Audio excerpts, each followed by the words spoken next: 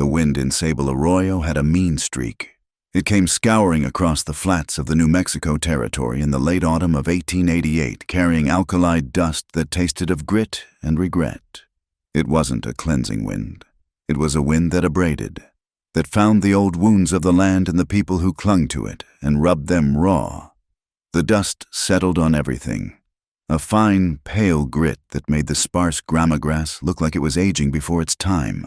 From the rise where the stage road dipped, the town was little more than a smudge of brown against a canvas of endless ochre, punctuated by the stoic spire of a church whose bell now tolled with a dry, hollow clatter, as if the very metal was thirsty. The town, well, once the heart of the settlement, had run dry weeks ago, its stone mouth gaping at the pitiless sky, revealing a bed of white, sun-bleached rocks where water used to be. It was into this parched landscape that Mara Whitcomb walked, each step a small victory against the sucking pull of the dust. She was a woman somewhere between 25 and 30, a difficult age to pin down when hardship had been the primary sculptor of her features. Her dress was of a coarse, dun-colored homespun, practical and devoid of any adornment, its hem heavy with the dust of the road. Beneath it, the frayed edge of a cotton petticoat whispered against her ankles, a testament to countless washings and mended tears. She carried a small, scuffed wooden box that held her livelihood needles, spools of thread, a thimble worn smooth, and a pair of sharp shears. It was all she owned in the world, besides the clothes on her back and the desperate hope tucked into the bodice of her dress. That hope was a small, greasy square of newsprint, clipped from the back pages of a regional paper. She had found it tacked to the notice board of the county poorhouse, a place she had just escaped not 48 hours prior.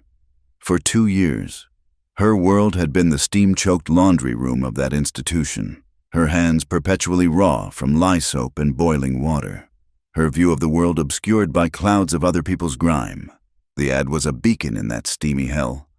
Widower seeks wife. It read in plain, blocky type, for care of home and small child. Must be of sober habits and good character. Apply in person to the Dry Lantern Ranch. She had read those words until they were burned into her memory. They represented a door, a way out of a life that was no life at all. She didn't know it, couldn't have known it. But the notice was a fiction. It was the spawn of a bored afternoon and a jug of cheap whiskey, a cruel prank conceived by the Rusk brothers Dalton.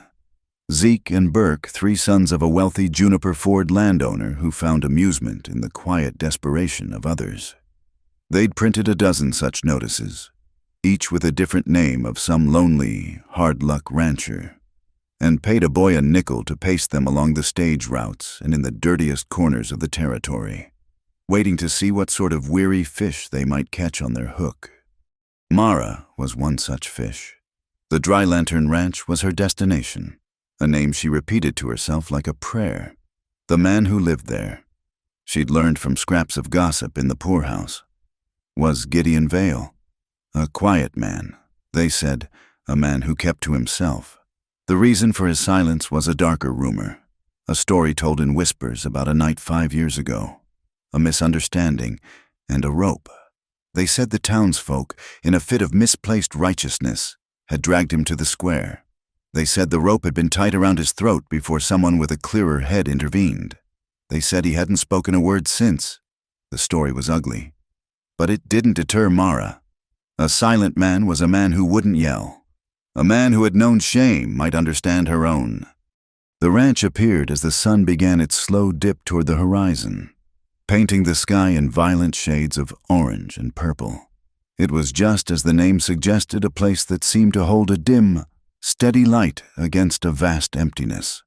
A leaning wooden gate hung open on one hinge, a silent, weary welcome. The barn, its red paint faded to the color of dried blood, stood sentinel over a small, sturdy-looking house built of adobe and timber. The place wasn't prosperous, but it was whole. It was tended.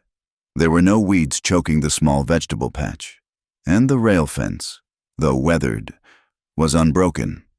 As she hesitated at the gate, the door to the house creaked open a few inches.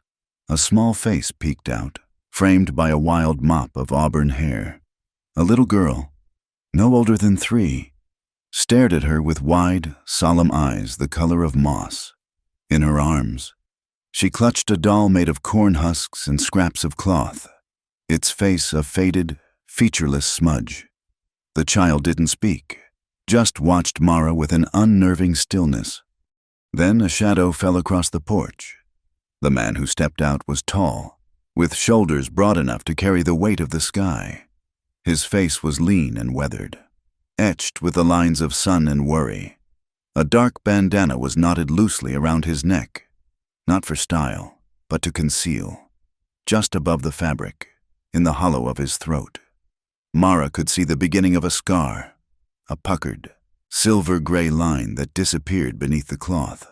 His eyes were the color of a stormy sea, calm on the surface but with a guarded depth that missed nothing. He was Gideon Vale. He looked from Mara to the sewing box she clutched, his expression unreadable.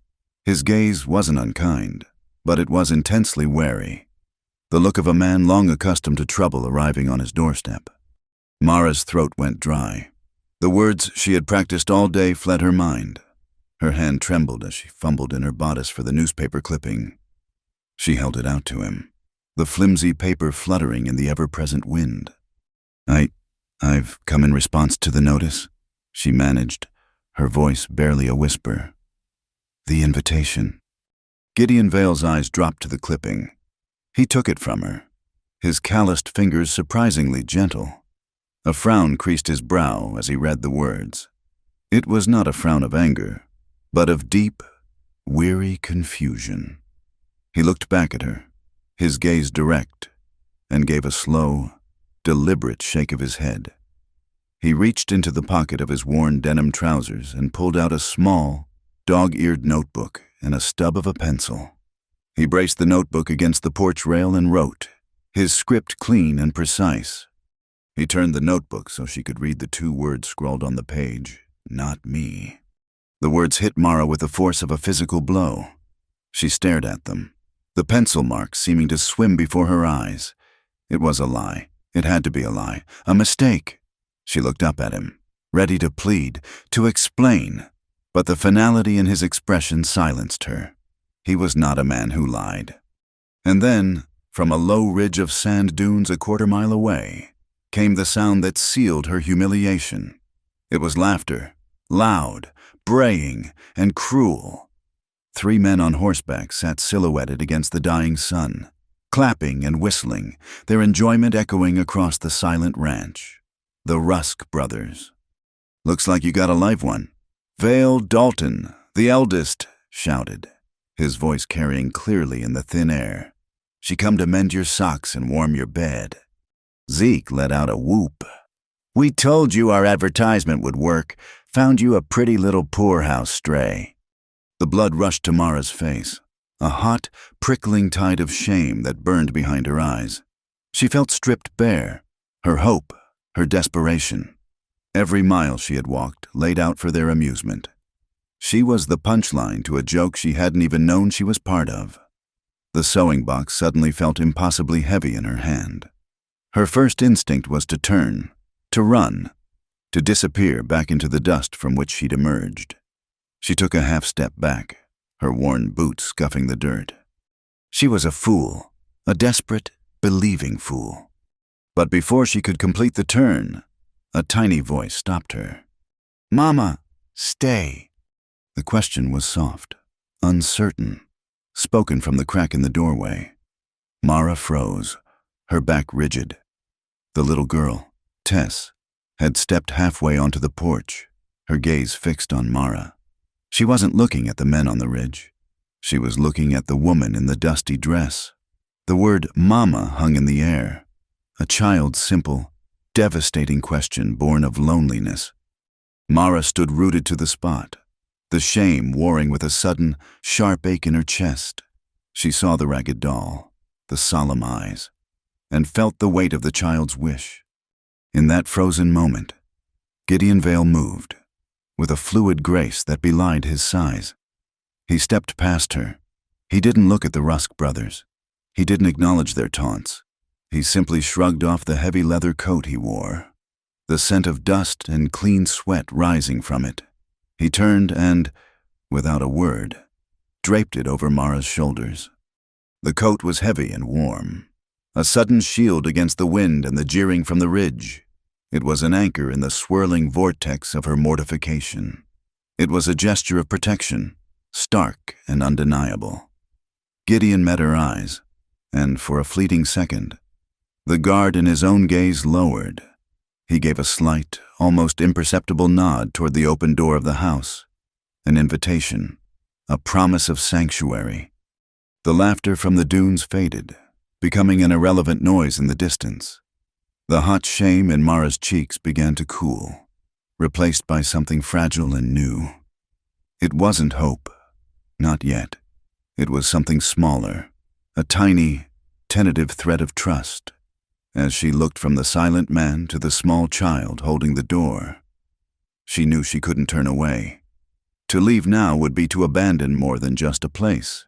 It would be to abandon the first act of kindness she had received in years.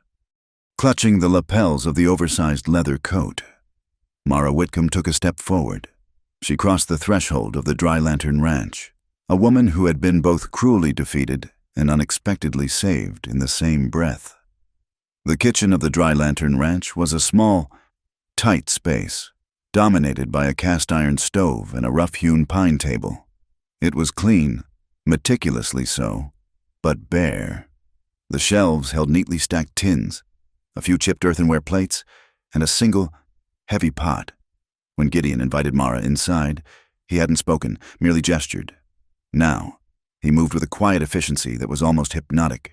He laid the fire in the stove with an expert hand, stacking kindling and larger pieces of juniper, striking a single match to bring it to life. The flames caught quickly, throwing a warm, dancing light onto the adobe walls. Their first meal together was eaten in this flickering light, a silence enveloping the three of them that was thicker than the dust outside. The menu was the simple fare of a man living alone, a thin soup of pinto beans, seasoned only with salt, and cornbread that was dense and dry from the day before. To Mara, who had subsisted on watery poorhouse gruel, it tasted like a feast. Gideon ate with his head slightly bowed, his eyes focused on his plate. He didn't look at her, not directly. Mara felt his awareness of her, though, in the set of his broad shoulders and the careful way he moved, as if trying to take up less space. Once, she glanced up and found his gaze on her, but he looked away in less than 2 seconds, a flicker of something unreadable passing over his features before the mask of calm neutrality settled again. Beside her, little Tess ate with a child's quiet focus, her small fingers breaking the cornbread into her bowl. When she finished, she looked at Mara and offered a small, shy smile that never reached her lips, but lit her moss-green eyes from within. The silence was the problem. It was a wall between them, and Mara, a practical woman, knew walls needed either to be torn down or to have a door put in.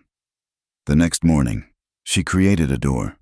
She took one of her 2 good handkerchiefs, a square of white, hemmed cotton and tacked it to the wooden beam that ran above the hearth, a spot visible from anywhere in the small room.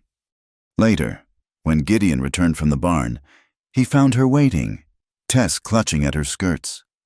Mara pointed to the handkerchief. "This is my sign," she said, her voice sounding overly loud in the quiet room. He watched her, his expression attentive. "If it hangs straight, like this." She smoothed the fabric. "It means all is well. I need nothing." She then folded the handkerchief neatly in half and hung it by its corner. "If it hangs like this, folded, it means I need help, or there is something important to say." Gideon stared at the white cloth for a long moment. He nodded once, a short, sharp dip of his chin. He left the room and returned with a small tin box containing a handful of upholstery pins. He walked to the beam, a few feet away from her handkerchief, and pressed one of the sharp pins firmly into the wood. He pointed to it, then held up a single finger. Understood.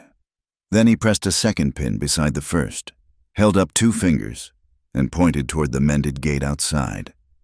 Done. A language was born.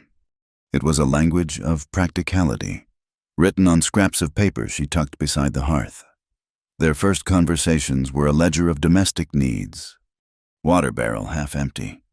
That afternoon, she heard the rhythmic squeak of the windlass at the well, a sound she hadn't heard since her arrival.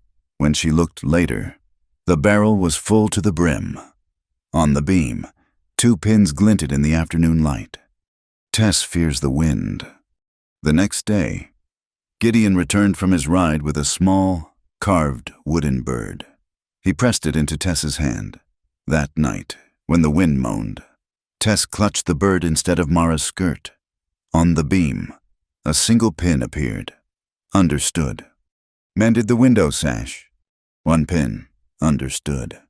Their day settled into a rhythm dictated by the sun and the land. Gideon was gone before the first hint of dawn, a silent figure disappearing into the vast, pre-dark chill, his horse's hooves muffled by the dust. He would return in the late afternoon, his shoulders slumped with fatigue, his duster and the bandana at his neck coated in a fine, pale alkali grit. He never came back empty-handed. His silence was one of action, not absence. Some days, he would place 3 or 4 speckled eggs on the table, still warm. Another day, it was a tightly bound bundle of wild sage, its sharp, clean scent a welcome counterpoint to the ever-present dust. Or he would leave a perfectly cut and dried log of ironwood by the stove, a silent thank you for the hot meal that was waiting, a promise of warmth for the night ahead. While he was gone, Mara claimed the house. She taught Tess. The little girl, who had been as mute as her father, began to blossom under the quiet attention. Mara found a small bag of dried pinto beans and taught her to count. 1 bean, 2 beans, 3. Tess's small voice, when it finally emerged, was as soft as a moth's wing. They sat on the porch step, lining the beans up on the weathered wood. The simple math a comfort in the vast emptiness. Mara taught her to wash her hands properly, not just with water, but with a paste of lye ash and lard, scrubbing until her small knuckles were pink. Tess became Mara's shadow, a constant, silent companion who followed her from the kitchen to the chicken coop, her small hand often finding its way into Mara's, her grip tight. One afternoon, while sorting through Gideon's sparse linens, Mara found an old indigo tablecloth, beautifully woven but marred by a long, ragged tear. It was a shame to let it sit unused. She retrieved her sewing box and sat at the table, her needle flying with practiced speed. She chose a dark blue thread, her stitches tiny and even, pulling the frayed edges together, reinforcing the fabric until the damage was just a faint, puckered line. When she finished, she spread the cloth over the table. The deep blue brightened the entire room, giving it a sudden dignity. By pure chance, the mended portion of the cloth fell directly over a deep, violent scar in the wooden tabletop, a long, thin gouge that looked as if a heavy blade had been dragged across it. Mara smoothed the fabric, unknowingly covering the last physical evidence of the fight that had stolen Gideon Vale's voice. The nights were the hardest. The wind in the New Mexico territory was not a whisper. It was a howl, a living entity that clawed at the little house. The roof timbers would groan and creak, the sound resonating like the shifting boards of a coffin. On the 3rd night, the wind was particularly vicious, and Tess woke from a sound sleep with a terrified cry. Mara rushed to the small cot where the child slept. Tess was sitting bolt upright, her eyes wide with fear, pointing at the rattling window. "It's just the wind, Tess," Mara soothed, sitting on the edge of the cot and pulling the girl into her lap. But the child trembled, burying her face in Mara's neck. Hushing her wasn't working. So, Mara began to weave a story, her voice low and steady, a counter-rhythm to the shrieking wind. "Once," she began, "there was a little red fox who was very, very clever. He loved the moon. He loved it so much that one night, he decided to steal it so he could have it all to himself." Tessa's sobs quieted to whimpers. He jumped, and finally he caught the moon in his teeth and pulled it down, hiding it in his burrow, and the whole world went dark. The owls couldn't hunt, the mice couldn't find their way, and the river didn't know which way to flow. The fox was very proud, but his burrow was too bright to sleep in, and soon he heard the whole world crying for the light. Tess pulled back, her eyes fixed on Mara's face in the dim light. "So the fox," Mara continued, gently stroking her hair, being clever but also kind, realized the moon wasn't his to keep. He picked it up very gently, pushed it back up into the sky, and gave it a little nudge with his nose, and the moon shone down, brighter than before, and the fox was happy just to sleep under its light. The moon always comes back. Tess, just like the sun. It's safe. Tess let out a long, shuddering sigh and laid her head on Mara's shoulder. By the time the story was over, the child was asleep, her breathing deep and even. Mara laid her back down, covering her with the quilt, her heart aching with a tenderness she hadn't known she possessed. The next morning, the house was still, the wind having finally cried itself out. Gideon had already left, but on the table, placed squarely in the middle of the mended indigo cloth, was a piece of paper. It wasn't a scrap. It was a clean sheet, torn carefully from a ledger. On it, in a strong, masculine script that was surprisingly careful, as if formed by a hand more used to holding reins than a pencil, were 3 words. "Thank you. Stay." Mara read the words twice, her fingers tracing the dark pencil lines. It wasn't a question. It wasn't a demand. It was a simple statement, yet it held the weight of 100 conversations. Thank you for the mended cloth, for the hot meals, for the child who was no longer crying in the night, and stay. A small, slow smile touched Mara's lips, a warmth spreading through her chest that had nothing to do with the fire. She looked around the small kitchen, at the 2 pins on the beam, at the sleeping child in the cot, at the empty chair where Gideon sat. This was not the life she had imagined, but it was a life. She turned to the stove, adding a log to the coals.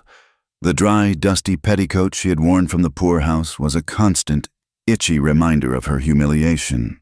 It felt heavy, caked with the shame of the Rusk brothers' laughter. Slowly, deliberately, Mara untied the tapes at her waist. She slipped the worn garment off, leaving her in her simpler, cleaner homespun skirt. She took the petticoat to the wash basin, scrubbed it with the harsh lye soap until the water ran gray, and then wrung it out. She hung it on a stool near the stove, the steam rising from it carrying the faint, sharp scent of lye. But the air in the room was stronger, filled with the warmth of the fire and the lingering, clean perfume of the sage Gideon had brought. The word "stay" echoed in her mind. It was not a promise of love, or even of a future, but it was a mooring. It was the beginning of a habit, a place to be, a reason to let the water in the pot come to a boil for breakfast. A life lived in one place carves its own map. After 2 weeks at the Dry Lantern, Mara knew the contours of the house, the specific creak of the 3rd floorboard, the way the morning sun hit the west-facing window. But the ranch was an island. The world beyond its leaning gate remained a mystery, and Gideon's past was a locked room. Her supplies were dwindling, though, and practicality, as always, was her compass. With a basket containing a half-dozen eggs and a list written on a scrap of wrapping paper, she told Tess she would be back before sunset and began the long, dusty walk to the settlement of Ash Hollow. Ash Hollow wasn't much more than a wide spot in the road, a collection of sun-baked adobe and weathered timber buildings huddled together as if for warmth against the vast, indifferent landscape. The heart of it was the general store, a long, low building with a sagging porch and a sign that read E. Cole Prop. A small bell tinkled somewhere in the dusty depths as Mara pushed the door open, announcing her arrival. The air inside was thick with 100 competing scents, brine from the pickle barrel, sharp molasses from a leaking cask, the earthy smell of burlap sacks filled with beans, the tang of new leather harnesses, and the ever-present alkali dust. A group of 3 women stood by the counter, their heads close together in a knot of gossip, their voices a low, insistent buzz. They fell silent as Mara entered, their eyes raking over her plain dress and the faded quality of her bonnet. Mara felt the familiar heat of judgment rise in her cheeks, but kept her chin high and her gaze steady. She walked to the far end of the counter, placing her basket of eggs down gently. An old man with a fringe of white hair and hands gnarled like ancient tree roots emerged from the back. This was Ephraim Cole. He nodded at Mara, his eyes kind but weary, as if he'd seen every possible permutation of human hope and folly walk through his door. "Help you?" he asked, his voice a dry rasp. "Some flour, if you please," Mara said, sliding her list in the basket toward him. "And thread, black, if you have it." As Ephraim began to measure out the flour, the women resumed their conversation, their voices dropping to conspiratorial whispers, but not so low that Mara couldn't hear. The Vale place. One of them, a stout woman with a sour face, said, "Can you imagine after all that trouble?" "And her being an Indian," another added, her voice laced with a particular kind of disdain. "He brought it on himself, if you ask me, mixing with their kind." Mara froze, her hand hovering over a display of tin buttons. They were talking about Gideon's wife, Tess's mother. "They say she put a spell on him," the first woman hissed. "My Jedediah said the crops failed that whole season, and then the well here went sour. It wasn't right." "And what they did to her?" The third woman's voice was softer, a little shaky. "Right there, at the town well, dragged her out in her nightdress. It was a shameful thing." "She was a witch," the sour-faced woman declared with grim certainty. "They did what had to be done. He's lucky they only stretched his neck a little for defending her." The bell on the door tinkled again. Sheriff Bram Yoder stepped inside, a big man whose bulk had gone to soft fat. A tin star was pinned crookedly to his vest, and a self-important smirk was fixed on his face. He tipped his hat to the ladies, his eyes lingering on Mara for a moment too long. "Mornin', Ephraim," he boomed. "Ladies, talking about old ghosts, are we?" The sour-faced woman sniffed. "Just saying that some troubles are best forgotten." Mara couldn't help herself. She turned, her knuckles white where she gripped the counter. "What happened?" she asked, her voice quiet but clear. The women looked at her, then at each other. Sheriff Yoder chuckled, a low, unpleasant sound. "Now, miss, you don't want to be stirring up old dust. That's business from a long time ago. 5 years past. All settled and done with." His smile was wide and empty, the kind of smile that concealed rot. Mara turned her gaze to Ephraim Cole. The old man had finished bagging her flour. He met her eyes and seemed to see the genuine question there. The need to know that went beyond idle curiosity. He sighed, a sound like dry leaves skittering across stone. "It was a bad time," he said, his voice low, meant for her alone. "A dry spell. Cattle getting sick. People get scared. They look for someone to blame." He carefully took her eggs and placed them in a wooden crate. His wife, her name was Aiyana. She was a good woman, knew herbs, helped deliver half the babies in this valley, mine included. He paused, his eyes clouding with the memory.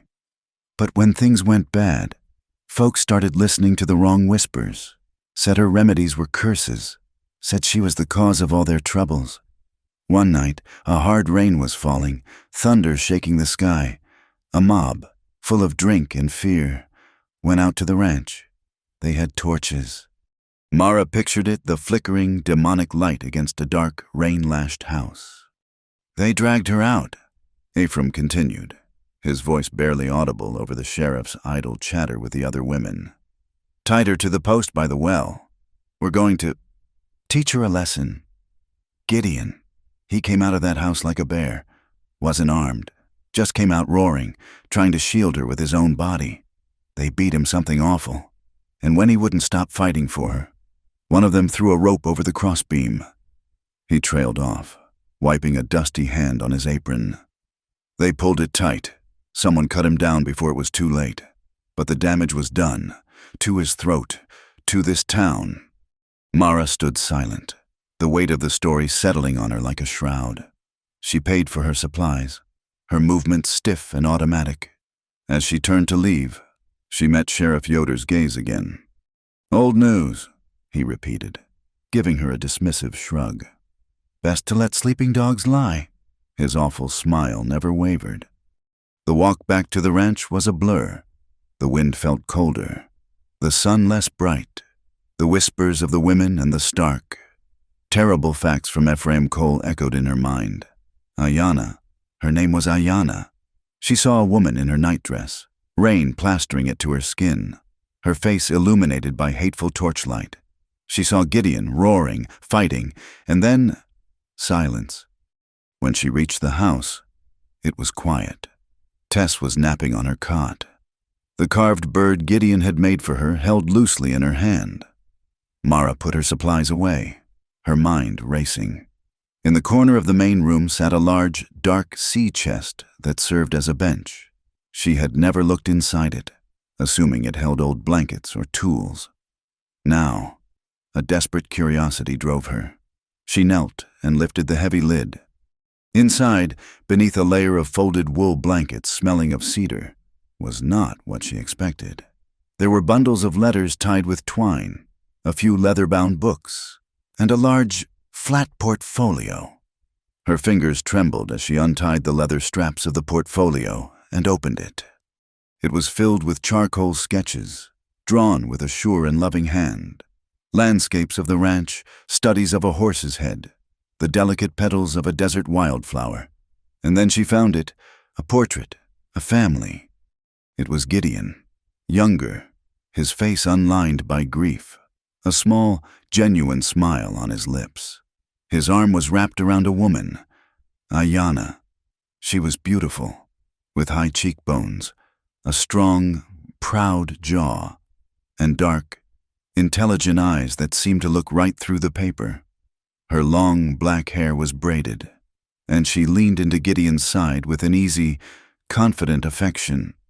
In Gideon's other arm, he held a tiny baby, wrapped in a blanket, with a tuft of familiar auburn hair. Tess. They were standing beneath a gnarled, wind-bent juniper tree, the same one that stood on the ridge behind the barn. They were a family, whole and happy. A bitter jealousy, sharp as a needle, pricked Mara's heart. It was an involuntary reaction to seeing the love, the completeness that she had never known. But it was immediately washed away by a wave of pity so profound it felt like drowning. Pity for the woman whose life had been so cruelly stolen. Pity for the man who had lost his wife and his voice in the same night. Pity for the small child who would never know the woman in the drawing. With reverent hands, Mara placed the sketch back in the portfolio. She tied the straps, closed the chest, and then went to the table. She picked up the indigo tablecloth she had mended and returned to the chest, draping the deep blue fabric over the lid. It was a gesture of respect, a shroud for a memory that deserved to be honored, not buried. She heard the rhythmic rasp of a handsaw coming from the barn. She went outside, drawn to the sound. Gideon was there, a beam of sunlight from a gap in the roof illuminating the dust motes and sawdust dancing around him. He was methodically sawing through a thick log of pine, his muscles flexing under his shirt with each pull and push of the blade. He was lost in the work, his face a mask of concentration. Mara didn't speak. She didn't need to. She simply walked over to the growing pile of cut logs and began to stack them neatly against the barn wall. Gideon paused for a fraction of a second, acknowledging her presence with a slight dip of his head, and then resumed his work. They fell into a comfortable, silent rhythm. The rasp of the saw, the soft thud of the logs as Mara stacked them. The sawdust flew, coating their clothes and hair, a fine, fragrant powder that looked like snow in the dry. warm barn. They worked together until the sun began to sink, casting long, deep shadows across the ranch. That evening, the silence at the dinner table was different. It was no longer a void, but a shared space, filled with the day's unspoken understanding. After they had eaten and Tess was asleep, Mara sat mending one of the child's worn dresses by the fire. Gideon sat at the table, a pencil in his hand. When he got up to bank the fire for the night, he left a folded piece of paper on the table beside her sewing basket. She picked it up. Ayanna liked to thread blue glass beads in Tess's hair. The note read, "I have them still, for when Tess is older." Mara's heart clenched. It was an offering, an opening of the locked room. He was sharing his past, trusting her with its most precious memory. She reached for the pencil and a scrap of paper he had left. She thought for a long moment, then wrote her reply. "I will thread them for her now," she wrote. Not so she will forget, but so she can continue. She placed the note on the table where he would see it in the morning. As she stood up, she looked across the room at him. He was watching her, his face cast in shadow and firelight. He had read her note as she wrote it. He didn't look away. For the first time, he held her gaze for longer than 2 seconds. His stormy eyes were filled with a profound, aching gratitude. In that long, silent look, a new understanding was forged. The past didn't go away. Mara knew that now. It simply changed its place on the shelf of the heart, waiting for a gentle hand to dust it off and give it a place in the light. The quiet rhythm of life at the Dry Lantern Ranch was a fragile thing. As Mara was beginning to learn, it could be shattered as easily as a pane of glass. The peace was broken just after noon, when the sun was at its highest and most punishing, bleaching the color from the sky and baking the very air until it shimmered. A thick haze of dust hung over the land, a permanent feature of the landscape that clogged the throat and stung the eyes. It was through this haze that they came, 3 riders materializing out of the shimmering distance like malevolent spirits, the Rusk brothers. They didn't approach at a respectful pace. They galloped straight into the yard, their horses' hooves churning the dust into a roiling, choking cloud. They reined in sharply, their mounts skittering and blowing nervously, the jingle of their harness and the creak of saddle leather sounding unnaturally loud in the midday stillness. Dalton, the eldest, sat his saddle with a lazy arrogance, a cruel smirk playing on his lips. Zeke, younger and thicker, had a brutish, simple look of amusement on his face, while Burke, the youngest, watched with the nervous energy of a coyote. They were the architects of her initial humiliation, and their return felt like a violation. Mara had been on the porch, showing Tess how to stitch a simple seam on her doll's torn dress. At the sound of the horses, she had pushed the child gently behind her, her body instinctively forming a shield. She stood up slowly, her hands finding the rough, steady comfort of the porch railing. "Well now, looky here, boys," Dalton called out, his voice dripping with condescension. He spat a stream of tobacco juice into the dust near the porch steps. The little stray from the poorhouse decided to stay. That was a flimsy notice we tacked up. Veil. Seems it was strong enough to catch a flimsy heart. Zeke and Burke laughed, a harsh, grating sound that set Mara's teeth on edge. She did not reply. She stood her ground on the porch, her spine straight, her gaze level. She felt Tess's small hand clutch the back of her dress, and the feeling solidified her resolve. She would not be intimidated. She would not let them see her fear. From the corner of her eye, she was aware of movement. Gideon emerged from the barn. Walking into the sun-drenched yard, he moved with that same deliberate, silent grace, placing himself between the riders and the house. His hands were empty, hanging loose at his sides. He did not look for a weapon. He simply stood there, a bulwark of solid presence. His shoulders were set in a hard, unyielding line, like the timbers of the barn behind him, built to withstand a storm. His stormy eyes were fixed on Dalton, calm and unwavering. Dalton ignored him for a moment. his mocking gaze still on Mara. "Getting real domestic out here, ain't you? Vale got yourself a woman to cook and clean, but this is thirsty country. A man's throat gets dry, a woman's, too." He let the insinuation hang in the air. Mara's knuckles were white on the railing. Her gaze flickered for a second to a spot on the adobe wall just inside the doorway. There, on a heavy iron nail, hung an old cap and ball pistol. It was Gideon's.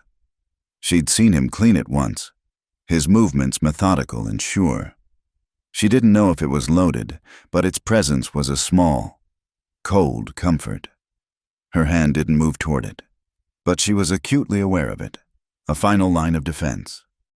"This ranch is dry," Dalton continued, finally addressing Gideon directly, though his eyes kept flicking back to Mara. "But you got that little trickle of a creek, Rattler's Creek. All that good water, going to waste on one silent man and his half-breed brat."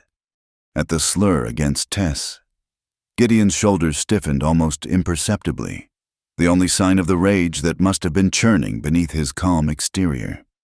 "Our pa's cattle are thirsty," Dalton said, getting to the point. His voice lost some of its mocking tone, replaced by a harder, avaricious edge. "We figure you don't need all that water. We'd be willing to take the creek off your hands, buy your water rights, a fair price. It'd be easier for everyone. You sell it to us, and we'll see to it you're left in peace." It wasn't an offer. It was a threat, plain and simple. "Sell us your water, your lifeblood, or we will make your life a living hell." The prank had been the opening salvo, a way to test their defenses, to see what kind of people they were dealing with. Now came the real attack. Gideon didn't move. He didn't write in his notepad. His silence was his answer. It was a solid, resounding no. It filled the space between them, a defiance more powerful than any shouted curse. The stalemate stretched, the air thick with tension and dust.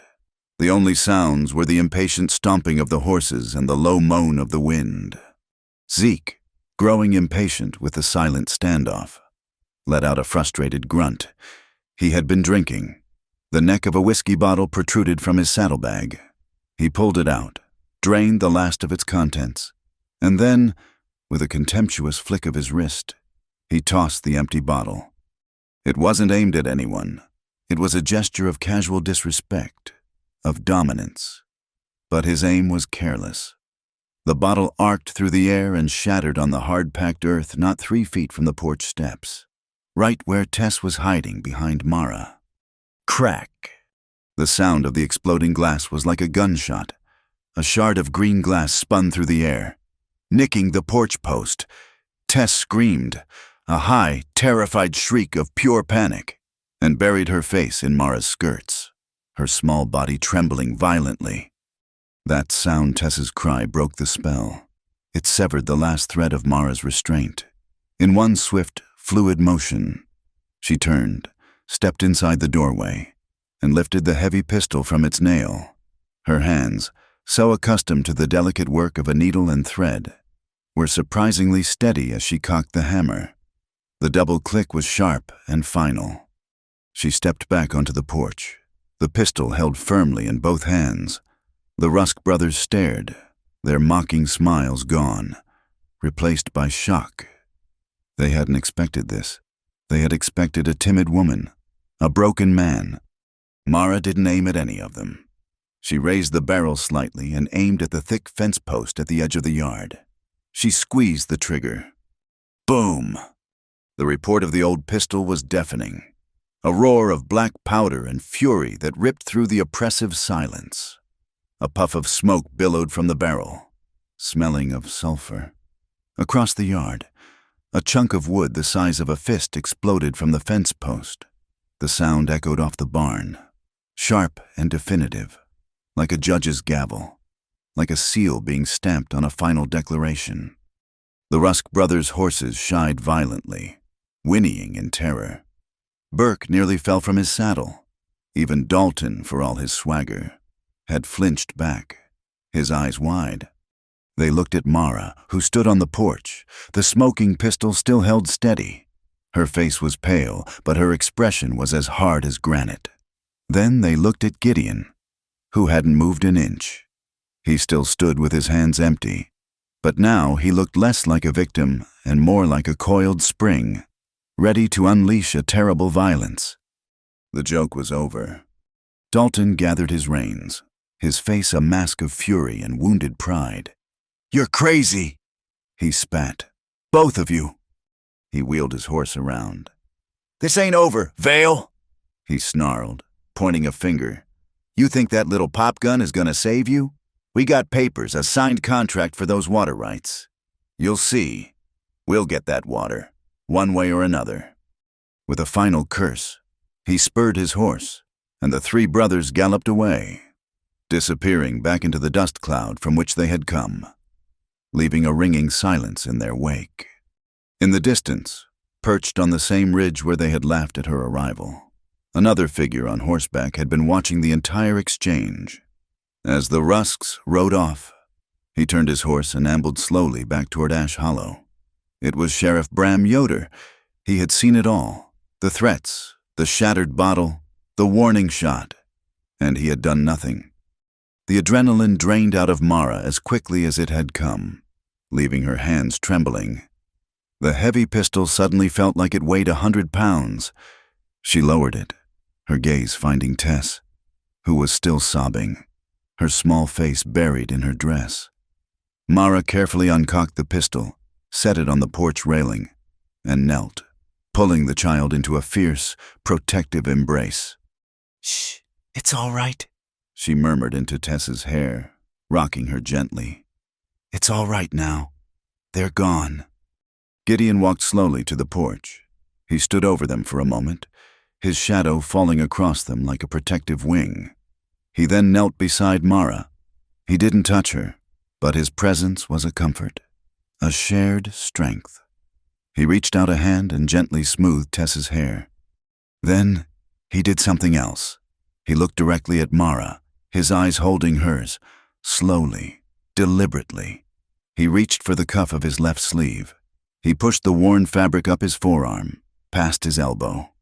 There, stark against his sun-browned skin, was a network of old scars, but one stood out, a thick, ugly welt of purplish, ropey tissue that circled his bicep. It was a scar left by a rope, pulled tight in anger, a permanent brand of the violence he had already suffered for his family. He held his arm there for a long moment, letting her see it, letting her understand. It was a silent oath. It was a promise, written in scarred flesh, that he would not break. He had fought for his family before, and he would do it again. Mara looked from the scar to his eyes and gave a slow, determined nod. The cruel prank had festered, its venom seeping into the ground, and now it had become a siege not for a joke, but for water, for life. And they would face it together.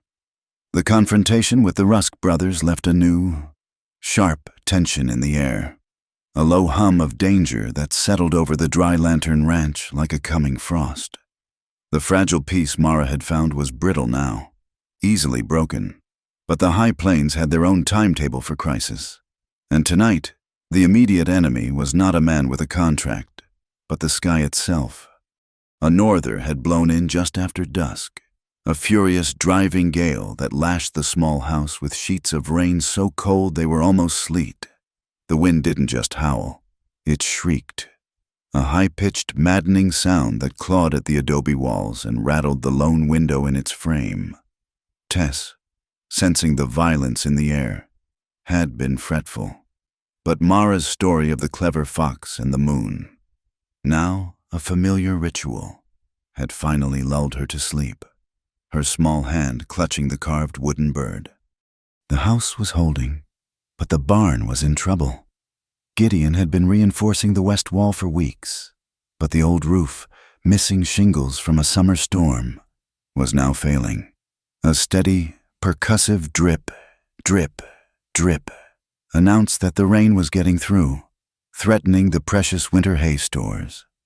Leaving Tess bundled by the warm stove, Mara pulled Gideon's heavy leather coat, the one he had first placed on her shoulders, which she now wore as her own, more tightly around her. She followed him out into the tempest. The yard was a chaotic sea of mud.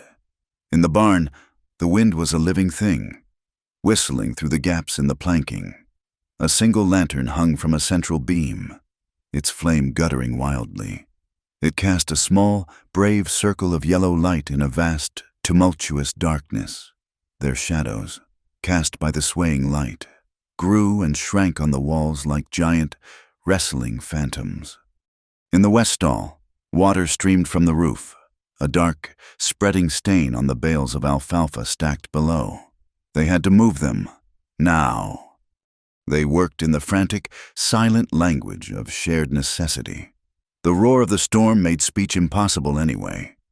Gideon would heave a heavy bale onto his shoulder, his muscles straining, and stumble toward the dry, sheltered center of the barn. Mara, following him, would grab the smaller, lighter bales, dragging them across the floor, her boots slipping in the growing slurry of mud, straw, and water. They had been at it for the better part of an hour, soaked, cold, and breathing hard. The air was thick with the smells of wet hay, damp earth, and ozone. Mara reached for the twine on a bale that had already become waterlogged. She braced her feet and pulled back hard. Her boot, its sole worn smooth from the long walk from the poorhouse, found a slick patch of wet clay. Her feet shot out from under her. A small, startled cry was ripped from her throat as she fell backward. Gideon had just set his own burden down. He spun, his movements impossibly fast. He lunged, dropping to one knee, and caught her before she could hit the floor. It wasn't a gentle, romantic cradle. It was a hard, functional stop. His left arm clamped around her waist like a steel band, arresting her fall and pulling her flush against his chest. His right hand gripped her upper arm, his fingers digging in to steady her. She was pinned against him for a long, silent moment. The world, which had been a spinning chaos of wind and rain, suddenly shrank to the small, warm circle of lantern light. The roar of the storm faded to a dull, distant thrum. All Mara was aware of was the solid, unyielding wall of his chest and the sheer, quiet strength in the arm locked around her waist. She could smell the rain in his damp hair, the scent of leather, and the clean, musky scent of him, warmed by exertion. His face was turned toward hers, his cheek just inches away. As he took a sharp breath, she felt the warmth of it, impossibly hot, ghost across the cold, wet shell of her ear. A shiver that had nothing to do with the temperature ran straight through her. The sudden, jarring movement had dislodged the heavy coat. It slipped from her shoulders, the weight of it pulling it down her arms until it pooled around her waist, held only by Gideon's grip.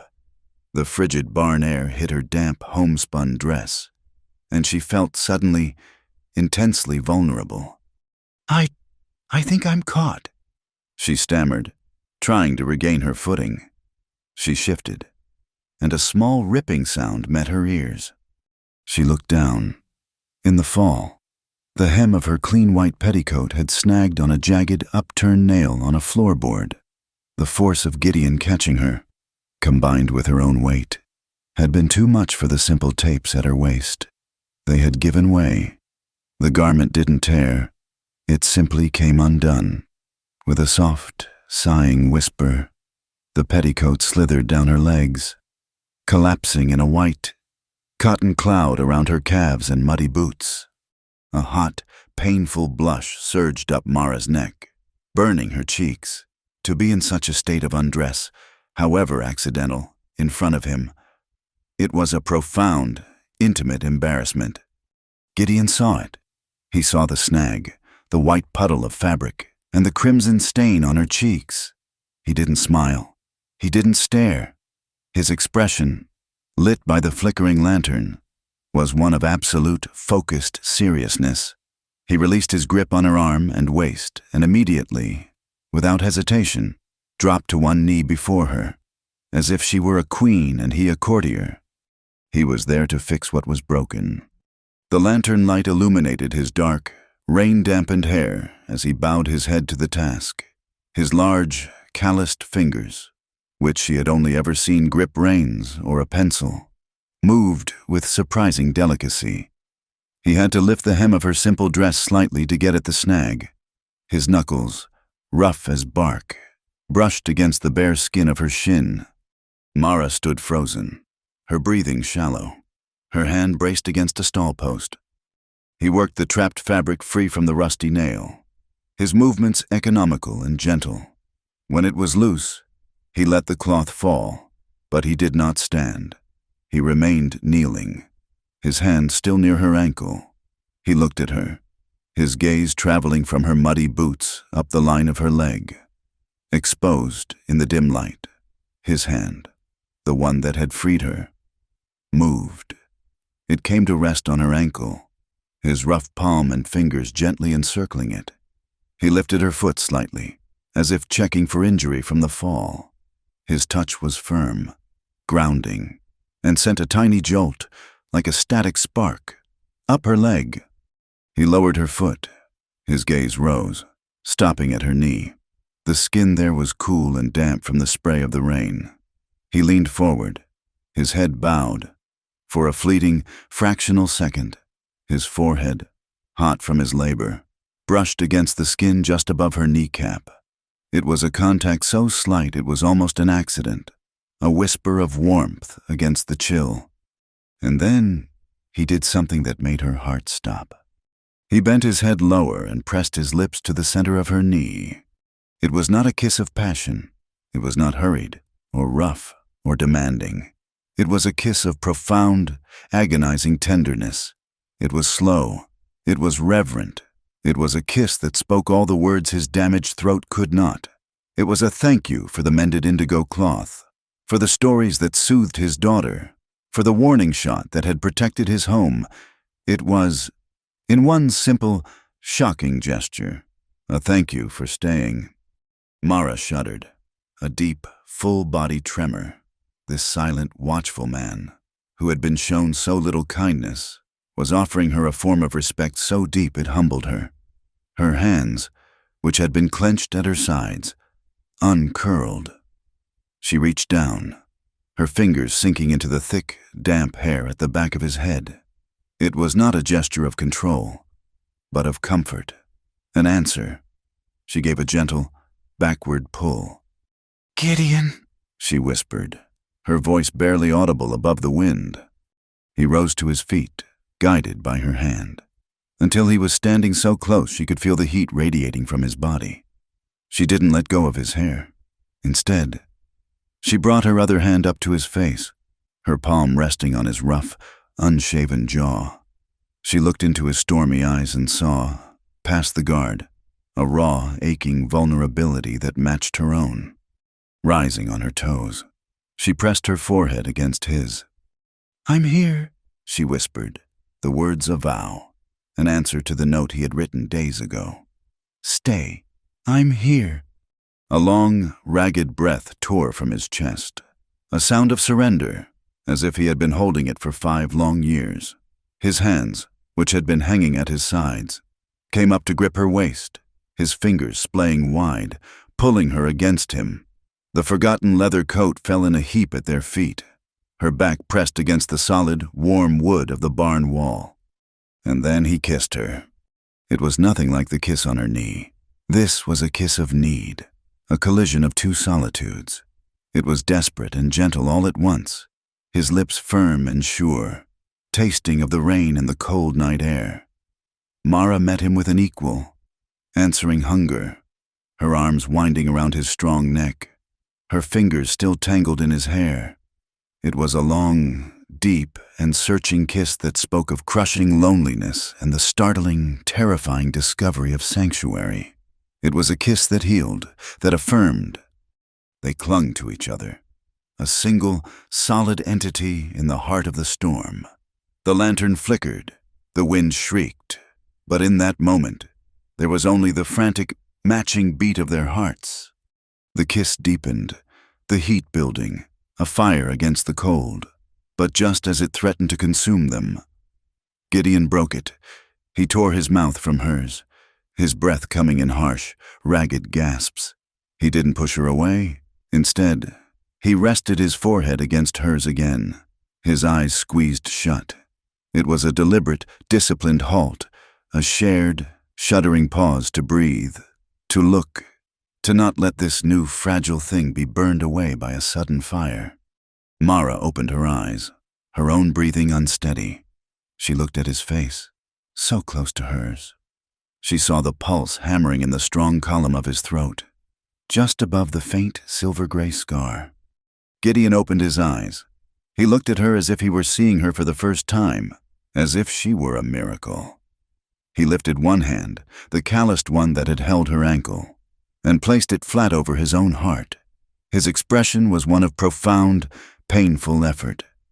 He opened his mouth. A sound emerged, a harsh rasp of air, like dry leaves scraping stone.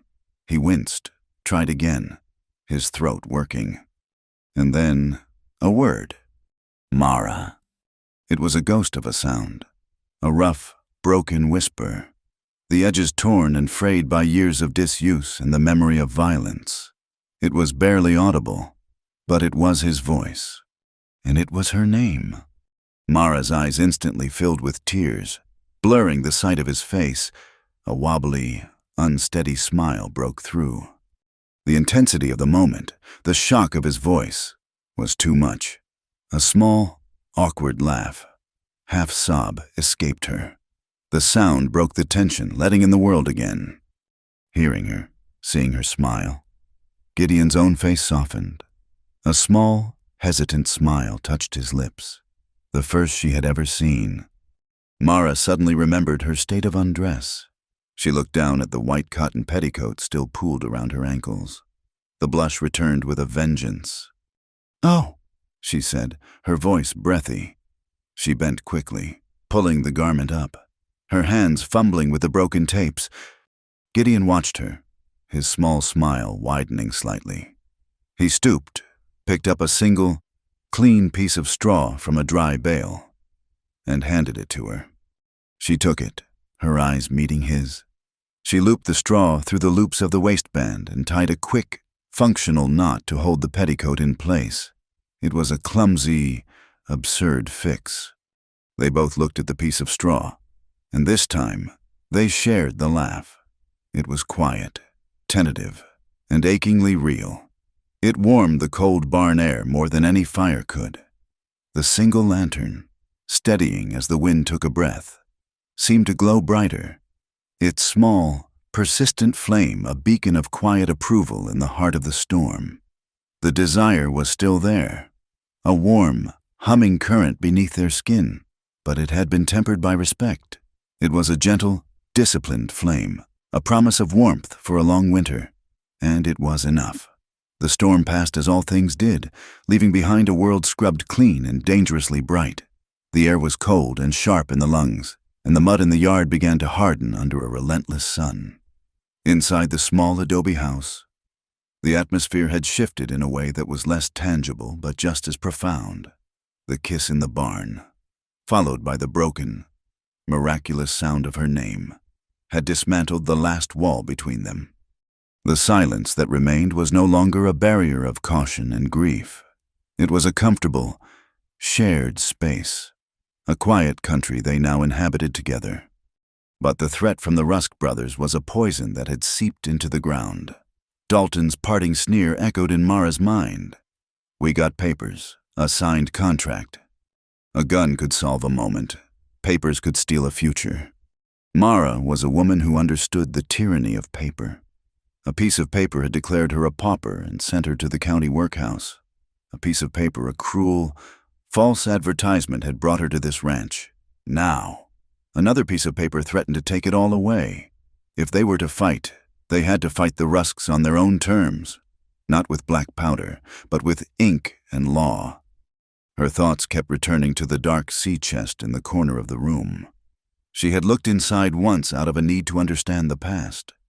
Now, she approached it with a desperate hope for the future. with Gideon out checking the fence line and Tess carefully arranging pinto beans into family groups on the porch. Mara lifted the heavy lid once more. She set aside the portfolio of Ayanna's beautiful drawings and the bundles of letters. Beneath them, at the very bottom of the chest, was a thick, leather-bound volume. It was a surveyor's ledger, its cover warped and stained by time. She opened it carefully, the dry pages crackling. The handwriting inside was a spidery, elegant script, utterly different from Gideon's blocky print. It belonged to the ranch's original owner, a man named Silas Croft, dated more than 30 years prior. For hours, she sat on the floor, deciphering the faded ink. It was a meticulous record of the land. And there, on a page yellowed with age, she found it, a detailed entry on Rattler's Creek. Croft had understood the precious, fickle nature of water in this territory. He had documented the creek's flow not just by the year, but by the season, noting how it swelled with the spring snowmelt from the mountains and shrank in the autumn. He had established the ranch's water rights based on this seasonal flow, to mark the boundary where their rights began. He had written, as witnessed by the 3 stone cairns set upon the north bank, in line with the great bent juniper. Mara's heart began to beat a little faster. Cairns of witness, physical proof.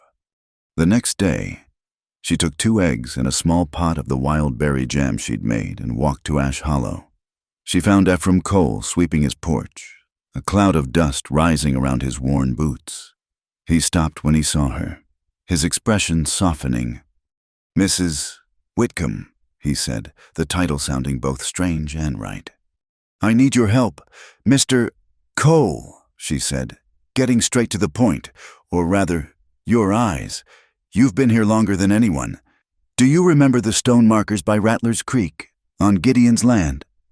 A flicker of memory lit his old eyes. "Silas Croft's markers, I do. Haven't thought of them in years. 3 of them. Piled them myself with him, as a boy." She explained what she had read in the ledger, without another word. He took off his apron, told a neighbor boy to watch the store, and walked with her back toward the ranch. They met the creek a half-mile from the house. It was a modest stream, carving a green ribbon through the dry land, but its gurgling was the sound of life itself. They found the bent juniper tree easily, a landmark twisted into a permanent bough by decades of wind.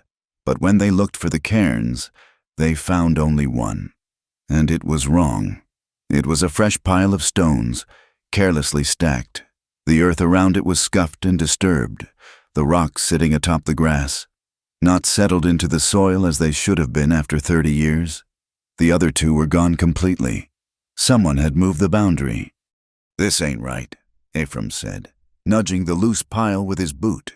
"The old cairns were 20 yards further east. This cuts off the deep pool, the best water." He looked at her, his face grim. "The Rusks have been running their cattle up this way for the past month, trampling the banks." The anger that rose in Mara was cold and clear. This was not just a lie on paper. It was a physical theft, committed under the open sky. Her next journey was a longer one. She borrowed Gideon's steadiest horse and rode the 10 miles to Juniper Ford, the county seat. It was a bustling, noisy town compared to Ash Hollow, full of land speculators, cowboys, and men in dark suits. The courthouse was an imposing brick building that seemed to radiate an aura of untouchable authority. Inside, the air smelled of floor wax and stale cigars. Mara approached the county clerk's office, her heart hammering against her ribs. She asked the man at the counter to see the record of water rights for the Vale property. He grunted and gestured her toward a young, painfully thin clerk with a prominent Adam's apple and spectacles that kept slipping down his nose. His name, according to the plate on his desk, was Noah Bristow. He seemed terrified of his own shadow, his hands trembling as he heaved a massive, dusty ledger onto the counter. He opened it to the page for Gideon's property, his finger tracing the lines. There it was, a contract, dated 4.5 years ago, selling the rights to Rattler's Creek to Obadiah Rusk, the family patriarch. It was signed with a shaky, unfamiliar version of Gideon's name. "This signature," Mara began. "It's legal," the older clerk snapped from across the room. "Not even looking up. Signed and notarized." But Noah Bristow's eyes darted nervously toward the door. Then back to Mara. He leaned in, his voice a barely audible whisper. "Look at the date," he breathed, his finger tapping the paper, "and the witness signature." Mara looked. The witness was Sheriff Bram Yoder. The date was 6 months after Ayanna's death. 6 months after Gideon had been brutalized and lost his voice. A man who couldn't speak, who could barely hold a fork, had supposedly signed away his future. But there was more. The law was clear: any contract involving the property of a minor required the signature of a court-appointed guardian. At the time, Tess was the legal heir to her mother's share of the ranch. She was an infant. There was no guardian signature. The contract was a fraud. At that moment, the door to the office swung open and Sheriff Yoder himself strode in, filling the doorway. He saw Mara, saw the open ledger, and his face hardened into a mask of hostile suspicion. "What's this about?" he demanded, his voice a low growl. "I am inspecting the public record concerning the Dry Lantern Ranch," Mara said, her own voice steady despite the trembling in her legs.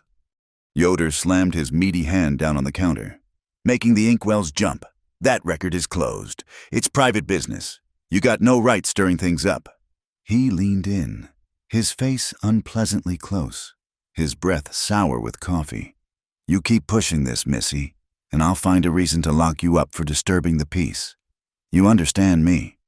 Noah Bristow looked like he was about to faint, but Mara did not back down. She looked the sheriff square in the eye, her gaze as cold and hard as river stone. "Sheriff," she said, her voice dropping, forcing him to listen. "According to territorial law, any citizen with a grievance concerning a public contract has the right to petition the county commissioner for a public hearing. I am petitioning." Yoder stared at her, his jaw working. He had expected tears, fear, retreat. He had not expected a poorhouse stray to quote the law at him. For a moment, she thought he might actually try to arrest her, but the older clerk was watching, and other people in the courthouse had turned to look. He was trapped by the very laws he was supposed to uphold. "Fine," he spat, his eyes promising retribution. "You'll have your hearing, and you'll make a fool of yourself.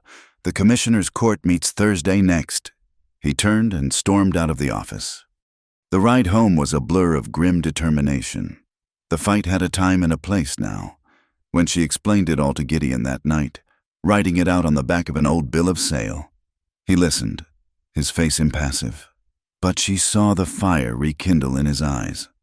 The days leading up to the hearing were filled with a quiet, focused energy. The war had moved from the yard to the kitchen table. Gideon, his voice still a rough whisper, knew he could not speak for long, so he prepared his testimony on paper.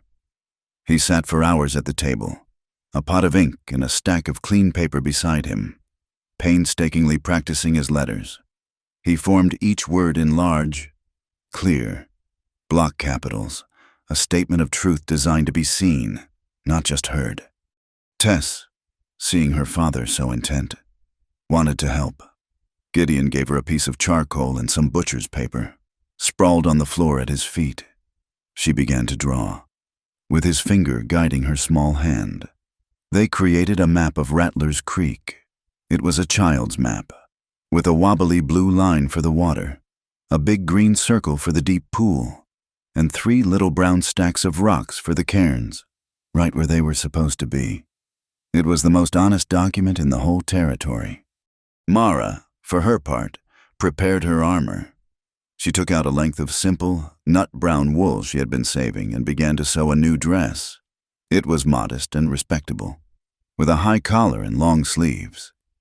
It was a dress that said she was a serious woman, not to be trifled with.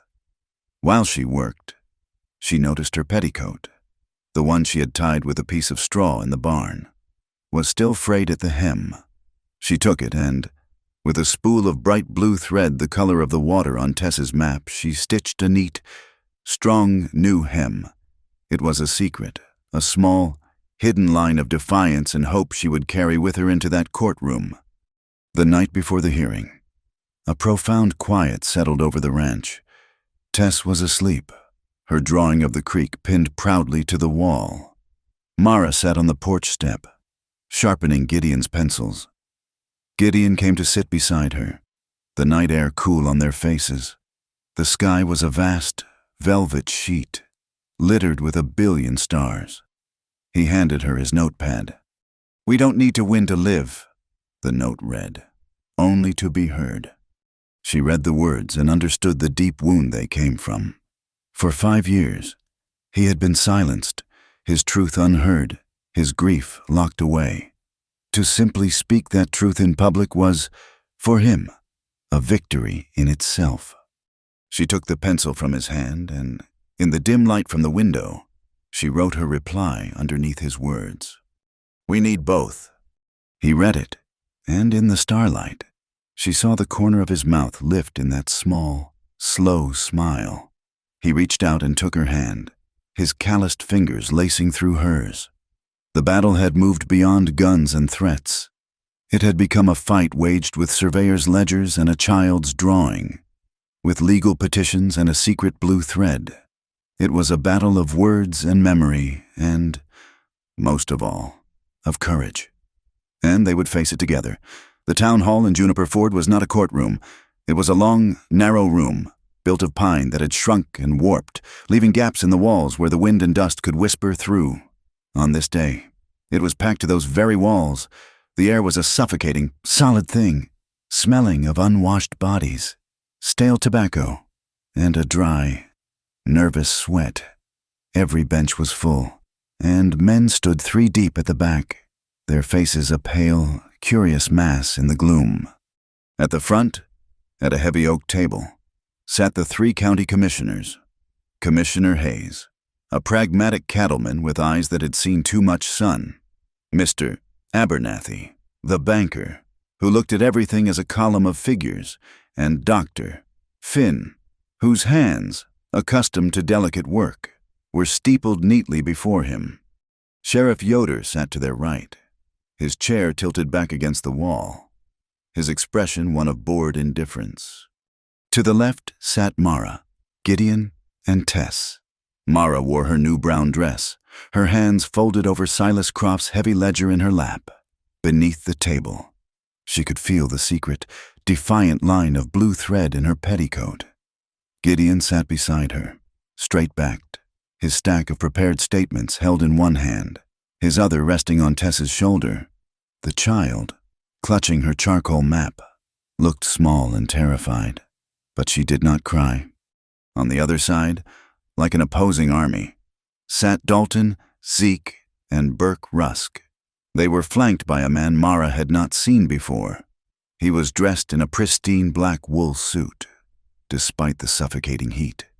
His face was sharp, his hair slicked back, and his eyes were as cold and dark as obsidian chips. This was their lawyer, Silas Vane. Commissioner Hayes struck the table with a wooden gavel. The low buzz of conversation died instantly. "This hearing is called," Hayes announced, his voice the practical, flat tone of a man who would rather be branding calves. "It concerns a petition by Mrs. Mara Whitcomb, on behalf of Mr. Gideon Vale, to contest the water rights contract for Rattler's Creek, currently held by Mr. Obadiah Rusk, Mr. Vane, as representative for the Rusk family. You may proceed." Silas Vane stood, his movements fluid and confident. He unrolled a thick, impressive-looking document tied with a red ribbon. The room held its breath. This was the first shot in the duel. "Commissioners," Vane began, his voice smooth and projecting, filling every corner of the room. "The matter before us is simple. It is a matter of property, of contract, of law. The law, gentlemen, is the bedrock upon which we build our civilized lives in this harsh land, and the law is clear." He held up the contract, On April 12, 1884, Mr. Gideon Vale did knowingly, and for a sum of money, sign over all rights, claims, and titles, in perpetuity, to the flow of Rattler's Creek to my client's father. The document is clear. The terms are ironclad. He paused for dramatic effect. And the signature is his. He let that hang in the air. He turned his head slightly, a cold, challenging look aimed at Gideon. Furthermore, this binding legal document, he continued, was witnessed and notarized by a sworn officer of this county, Sheriff Bram Yoder. Yoder, on cue, brought his chair down with a thud, his thumbs hooking into his belt, a smug look on his face. The crowd murmured. It sounded final. A signed paper, witnessed by the law. It was a fortress. The Rusks looked relaxed. Zeke was already grinning, as if the matter was settled. Mr. Vane, Hayes said, "We have seen the contract. Mrs. Whitcomb, you brought this petition. The floor is yours." Mara stood. Her knees felt weak, but her voice, when it came, was steady. All the whispers from the poorhouse, all the insults from the Rusk brothers, all the quiet, desperate nights, had forged something hard and resilient in her. "Commissioners," she said, placing the heavy surveyor's ledger on the table. "We do not dispute that a paper was signed. We dispute its truthfulness and its legality." Vane let out a small, contemptuous scoff. "First," Mara continued, opening the ledger, "the contract describes a boundary that is false. This is the original 1856 surveyor's ledger for the Dry Lantern Ranch, kept by Silas Croft. It describes, in detail, the ranch's water rights." She pointed to the spidery ink. "It states the boundary is marked by 3 stone cairns, set in a line with the bent juniper tree, cairns that were witnessed and stacked by Mr. Ephraim Cole, who is here today." Ephraim, sitting in the front row, nodded his white head once, his expression grim. "The markers have been moved," Mara said, her voice rising slightly. "The boundary the Rusks are using is 20 yards west of Mr. Croft's true line, cutting off the deepest part of the creek." "A 30-year-old diary," Vane interjected smoothly. "Against a notarized contract, I think not." "Second," Mara said, louder this time, overriding him. She held up the single sheet of paper she had gotten from Juniper Ford.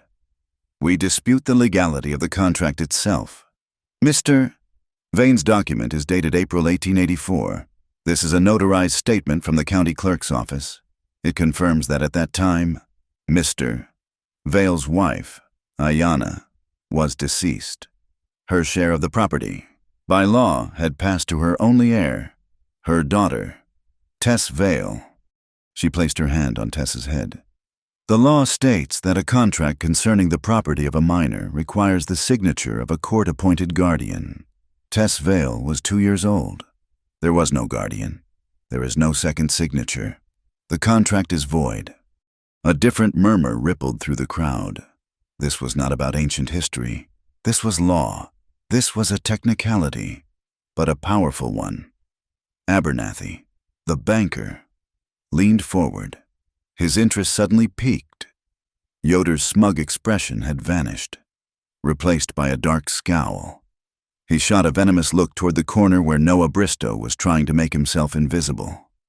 Vane's smooth confidence had, for the first time, a visible crack in it.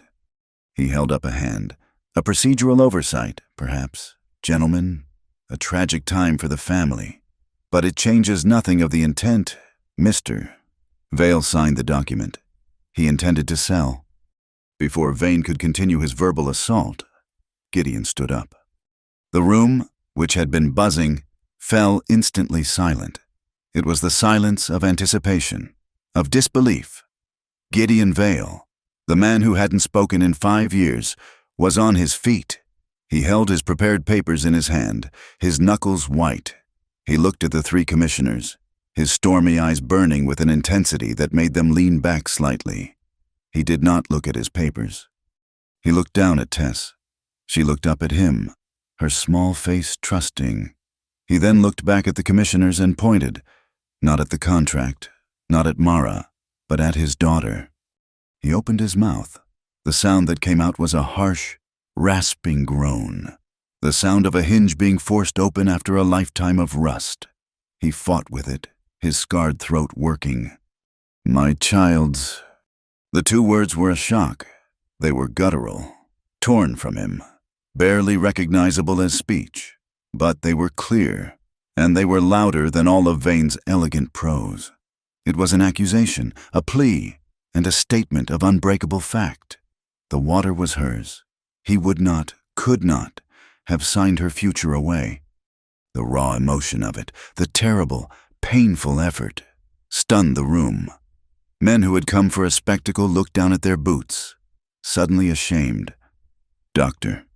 Finn's face was a mask of sympathy. Tess, feeling the weight of her father's words, stood on her bench and held up her charcoal map. "It's our creek," she said, her small voice trembling but clear. "I drawed the rocks." Silas Vane, seeing his advantage slipping, seized on the only absurdity he could find. He laughed. It was a short, sharp, ugly sound. "This is their case," he sneered, gesturing to the child and her drawing. "We are wasting the council's time with a child's map with doodles. Are we to set aside a legal contract based on the scribblings of a 3-year-old? This is a farce." The tension snapped. Some of the Rusk supporters in the back chuckled. The moment of sympathy for Gideon was broken, replaced by the awkwardness of the child's drawing. It was, Vane had correctly assessed, ridiculous. The commissioners shifted uncomfortably. Mara let the laughter die. She waited. Then she reached into her basket and pulled out the glass canning jar. She set it on the table in front of Commissioner Hayes with a solid thud. "This is not a drawing, Mr. Vane," she said, her voice dropping, clear and cold. The jar was half full of water and silt. In the hour it had taken them to get to town, the contents had settled. Everyone on the front benches, including the council, could see it clearly. The jar showed 3 distinct, horizontal layers. "I filled this jar from the bank of Rattler's Creek this morning," Mara said, her finger tapping the glass. "From the new, false bank, the one the Rusks have been using."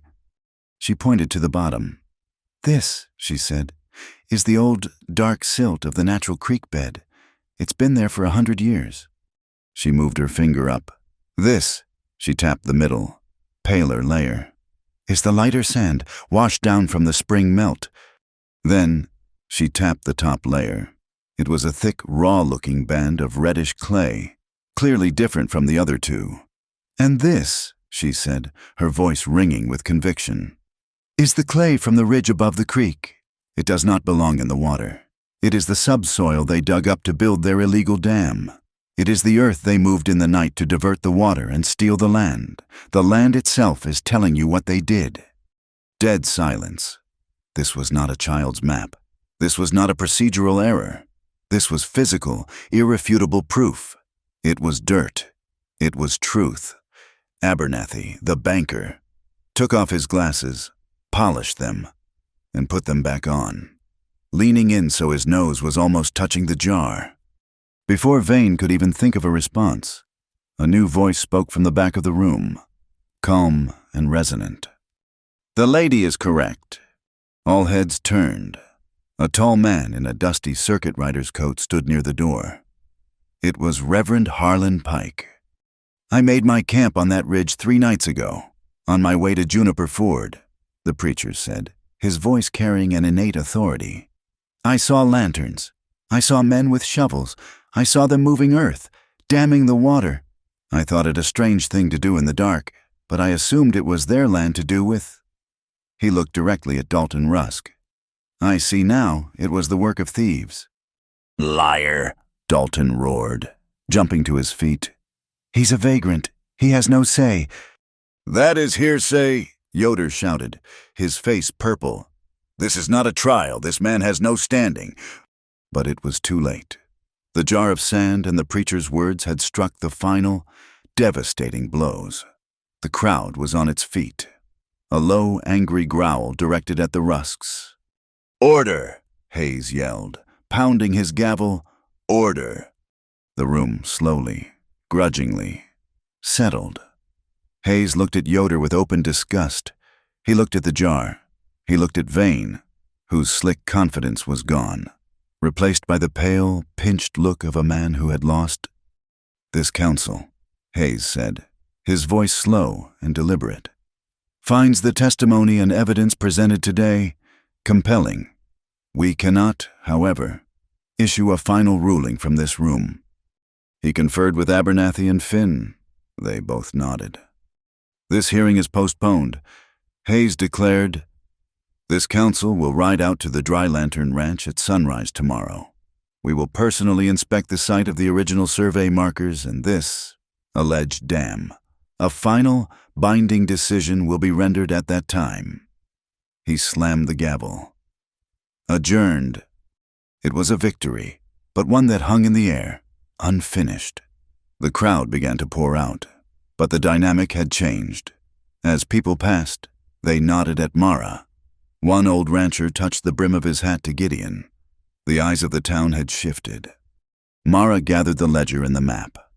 Gideon, his hand steady, took the jar of sand as they stepped out of the hall into the blinding, dusty sunlight. Dalton Rusk and his lawyer stepped directly into their path, blocking them.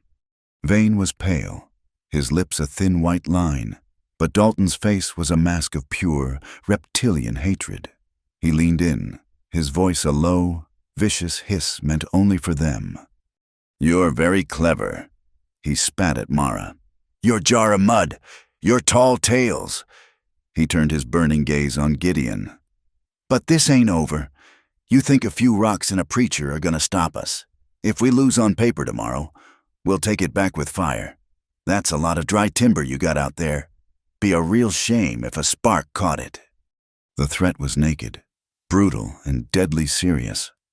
Mara flinched, but Gideon did not. He simply looked at Dalton, his face unreadable, his eyes as cold and deep as the water they were fighting for. He put his free arm around Mara's waist, pulling her close, with his other hand, the one not holding the jar. He reached for hers. He squeezed her hand, once hard. It was a silent covenant. It was a promise of fire for fire. They stepped around the Rusks and began to walk toward their horse. Tess held tightly between them. They did not look back. The win was not yet certain. The danger was now greater than ever, but for the first time, the town was watching, and they were no longer standing alone. Sleep did not come easily. After the tension of the hearing, the ride home had been a long, silent journey. The threat of Dalton Rusk's words, "We'll take it back with fire hanging over them like the shadow of a buzzard." They had prepared, as much as one could. Buckets of water were drawn from the well and placed by the house and the barn. Gideon had checked the perimeter, his face a mask of grim vigilance. Mara had put Tess to bed, her lullaby a little faster, her voice a little tighter than usual. They had fallen into a fitful, exhausted sleep, fully clothed, just before midnight. Mara woke to the smell. It was not the clean, sharp scent of juniper smoke from their stove. This was a thick, gagging, oily stench, the sweet, sharp tang of 1,000 bales of alfalfa catching fire, mixed with the sickening, acrid smell of burning horse grease and scorching leather. It was the smell of their livelihood being turned to ash. A low, terrifying whoomph shook the house, as if a giant had clapped his hands over the ranch. Mara was out of the bed before her eyes were fully open. The small window of the main room was no longer a dark square. It was a flickering, terrible orange. "Gideon!" she screamed, the name tearing from her throat. But he was already moving. He burst from their room, pulling on his boots, his face illuminated by the inferno outside, a mask of cold, controlled fury. Their eyes met for a fraction of a second. No words were needed. Their priorities, forged over the last few weeks, were identical. Mara ran to Tess's cot. The child was already half awake, her eyes wide with terror, coughing as the smoke began to seep under the door. "Up, baby, now!" Mara grabbed the heavy wool blanket from her own bed, plunged it into the nearest water bucket by the door, and wrapped the soaking, heavy thing around the child.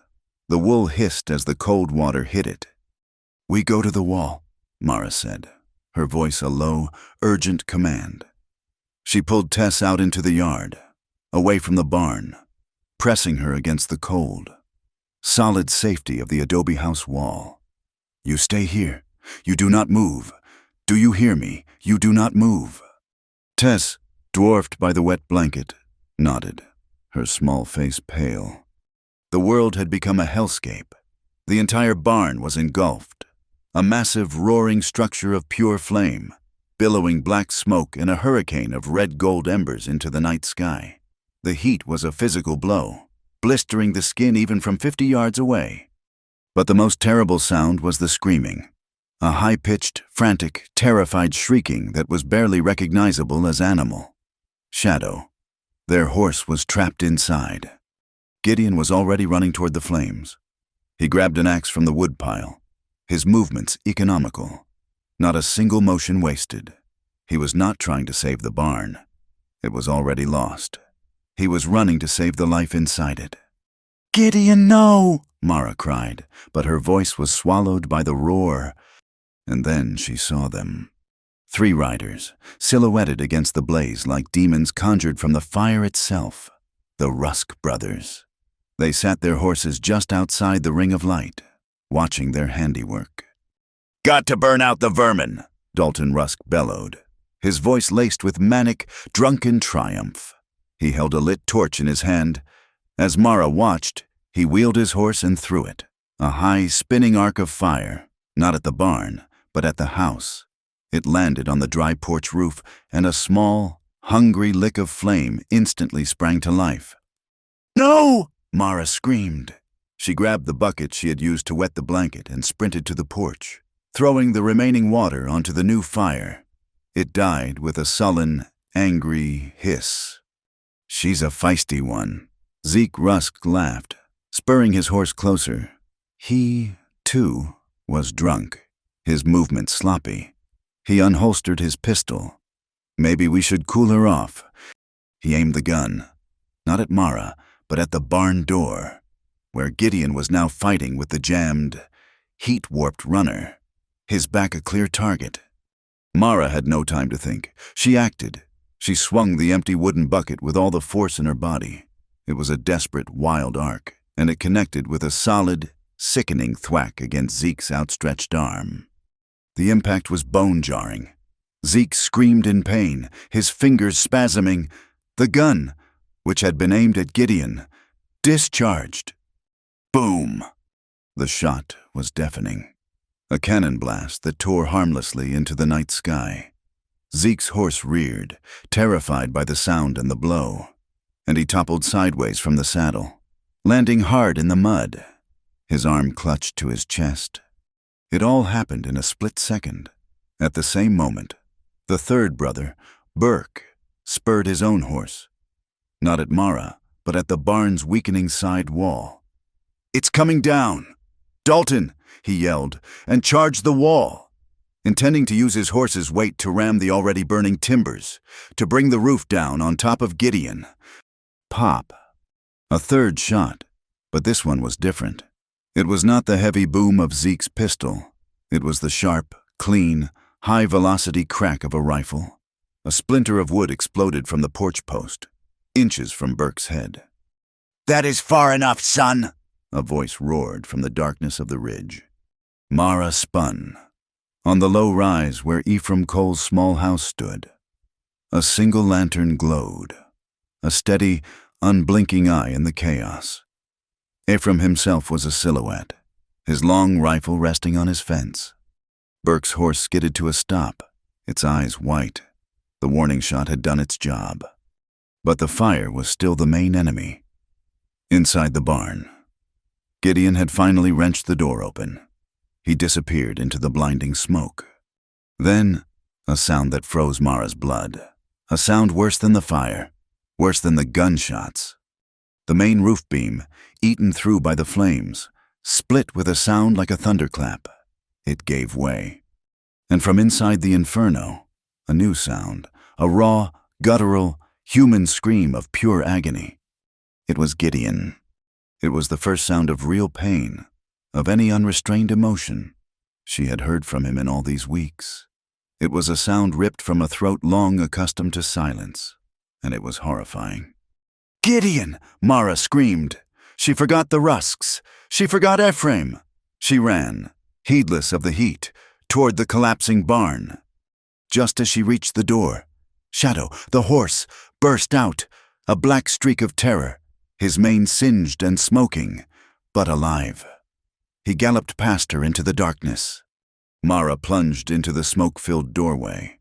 The heat was a solid wall, stealing her breath. She could see him. A massive, burning crossbeam had fallen, pinning him by the shoulder against a stall. He was on one knee, his face contorted in a mask of silent agony, pushing uselessly at the immense weight. "Mara, get out," he choked, the words a rough, torn rasp. She ignored him. She looked around, frantic, her eyes stinging from the smoke, landed on a thick, long piece of timber from a broken stall door, a lever. She grabbed it, jammed one end under the heavy beam, and put a smaller block of wood beneath it as a fulcrum.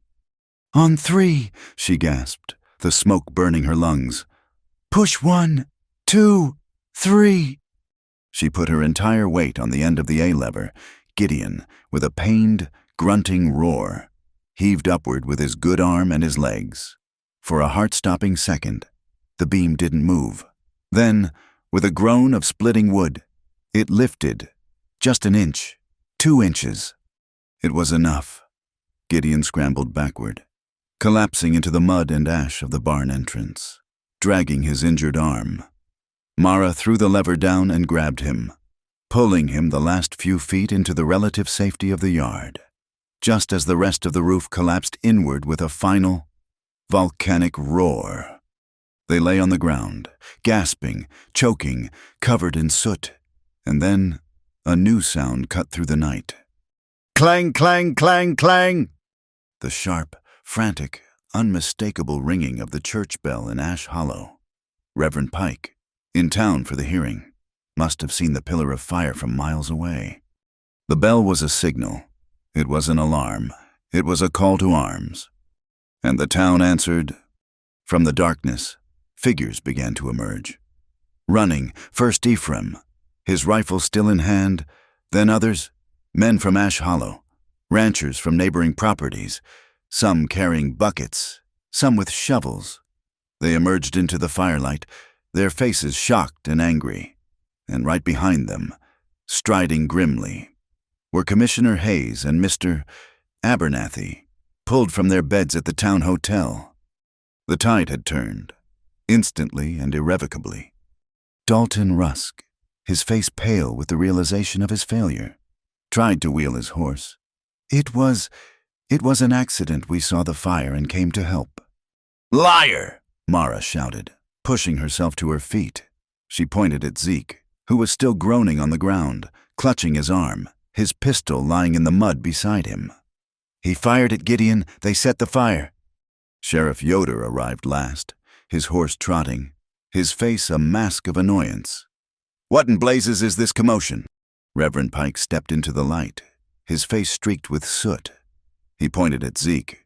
"Sheriff, that man discharged a firearm in the commission of a felony. I heard it. Mr. Cole saw it. I suggest you arrest him." Yoder looked at Dalton. He looked at the commissioners, who were staring at him, their faces like stone. He looked at the dozen armed, angry ranchers now forming a silent, watchful circle. He was trapped. His authority, his alliances, meant nothing against this many witnesses. With a muttered curse, he stomped over to Zeke, pulled his hands behind his back with a rough jerk, and snapped a pair of handcuffs onto his wrists. "You're under arrest, Zeke Rusk, for disturbing the peace." Dalton watched, his face ashen. Burke had already vanished into the night, His army was gone. His plan was in ruins. The barn was a total loss, a black, skeletal-like structure, hissing and popping as the townsfolk threw futile buckets of water onto the dying heart of it. But the horse was safe, and as Mara looked back at the house, she saw the true miracle. The fire had not touched it. The porch roof was scorched, but the house stood, protected by the dark, damp, 10-foot barrier of turned earth that Gideon had quietly, methodically, dug around it that very spring. A fire break. He had known this was a land of fire, and he had been ready. Gideon was leaning against the well, his face gray with pain, clutching his shoulder. Mara went to him, her hands gentle as she examined the injury. It was burned and his shoulder was clearly dislocated, but the beam had not crushed him. She looked up. Dalton Rusk was still sitting on his horse, a defeated, solitary figure, trapped between the angry town and the ruins he had created. Mara walked toward him, the crowd parting to let her pass. She stopped 10 feet from his horse, her face streaked with soot and tears, her hair wild. She was no longer the poorhouse stray. She was the defender of this land. "You failed," she said, her voice not loud, but carrying in the sudden quiet. Dalton flinched, as if she had struck him. "I know you're scared," Mara continued, her voice resonating with a cold, clear pity that was more devastating than any anger. "You weren't scared of us. You weren't even scared of the law." She pointed to the east, where the first faint, gray-blue promise of dawn was beginning to lighten the smoke-choked sky. "You were scared of tomorrow." Dalton stared at her, his face a wreck of hatred and shame, with a choked, inhuman cry of rage. He spurred his horse and galloped away, disappearing into the darkness, a coward fleeing the coming of the light. Mara turned and walked back to Gideon, to Tess, who was finally peeking out from the wet blanket, her eyes fixed on the smoking ruins. A home was not just wood and nails. A home was a thing you built from people, from shared work and silent promises, and they had all, in their own way, just proven that a home like that could not be burned. Dawn broke, cold and unforgiving, over a landscape of black and gray. The rising sun illuminated the skeletal remains of the barn, a charred ribcage smoking in the thin, sharp air. The smell of wet ash and scorched pine was a bitter taste in the back of the throat, a gritty film that clung to their hair and skin. They were exhausted, bruised, but they were standing. Mara, her face streaked with soot, was making coffee on the stove. The one familiar, comforting ritual in a world turned upside down. Gideon sat at the table, his left arm bound tightly to his chest in a sling doctor. Finn had fashioned, his face pale and etched with pain, but his eyes clear.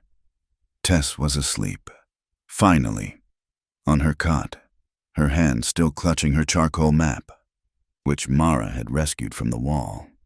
Then a new sound, not fire, not wind, the rumble of wagon wheels and the low murmur of voices.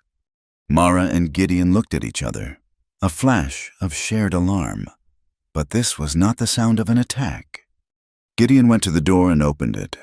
The yard, still muddy and scarred from the night's chaos, was filling with people.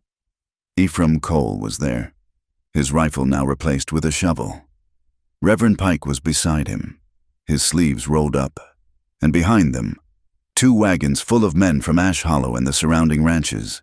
They carried hammers, saws, stacks of fresh-cut lumber, and kegs of nails. No one said much. There were no grand speeches of apology for the past 5 years. There was just the work. One man, a neighbor Gideon hadn't spoken to since the tragedy, walked up, nodded at Gideon's sling, and said, "Reckon you'll be needin' a hand with the clearing." He didn't wait for an answer. He just picked up a charred beam and began to haul it away. The isolation of the Dry Lantern Ranch was over, broken not by a word, but by the shared, simple act of lifting a heavy load. Just as the sun cleared the ridge, 3 more riders arrived. Commissioner Hayes, Abernathy, and Dr. Finn. They looked grim, their faces set. "Mr. Vale, Mrs. Whitcomb, Hayes said, his voice stripped of all bureaucratic tone. He gestured to the blackened ruins. We see Dalton Rusk kept his promise. Sheriff Yoder is indisposed, Abernathy added, with a dry cough. He's supervising the removal of his prisoner, Zeke Rusk, to the county jail. He left this. He held out a piece of paper. His signed report, confirming the complaint and the evidence. We won't need it. Hayes said, let's see this creek. They walked as a group, the commissioners, Gideon, Mara, and Ephraim, to Rattler's Creek.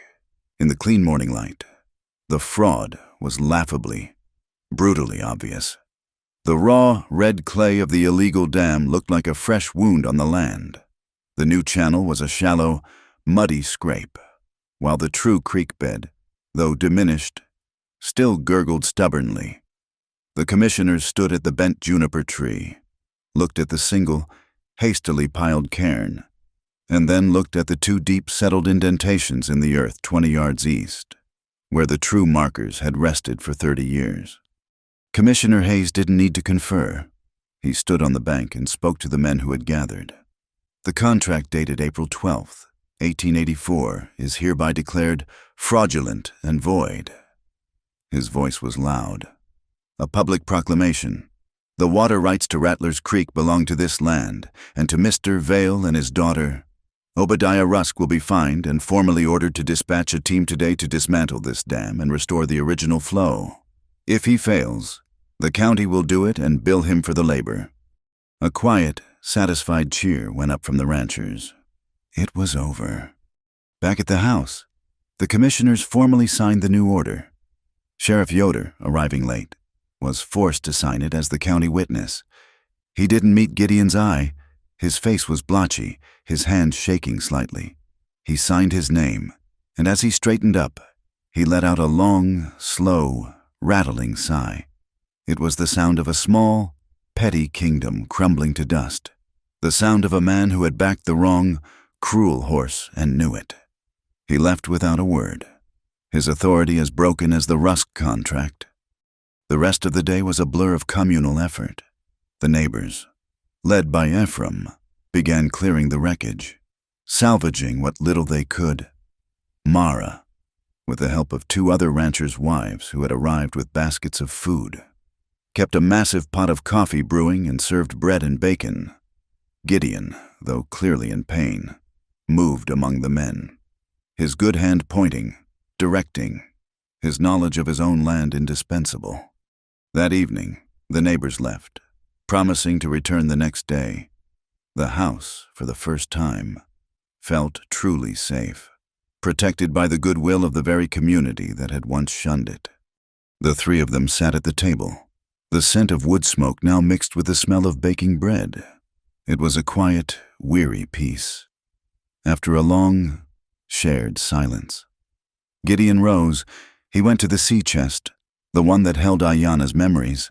He opened it and took out a small, dark wooden box. He knelt in front of Tess. He held the box out to her. "This," he began, his voice still a painful, gravelly whisper, "was your mother's." Tess opened it.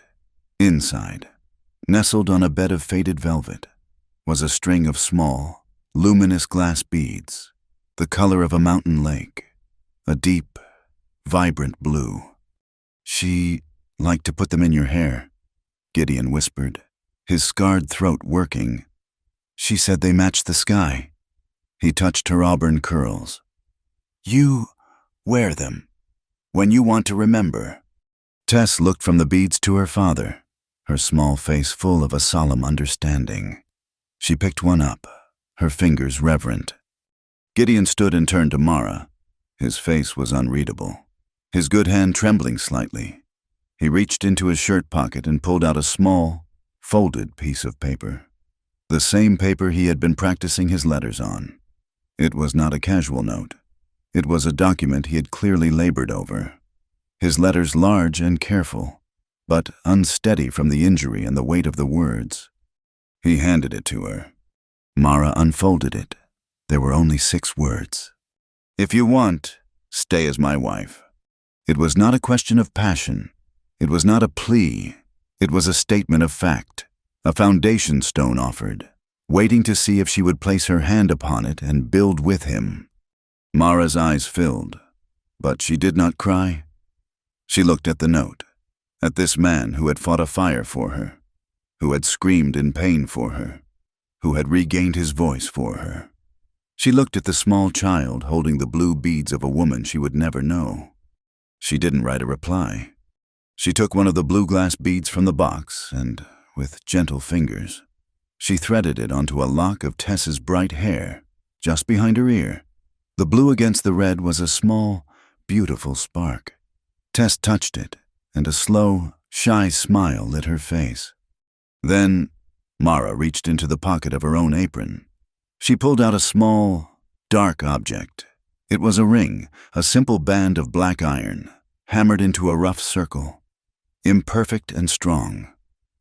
Ephraim, seeing her stare at the wedding bands on the other wives' hands that afternoon, had pressed it into her palm, made it from an old horseshoe.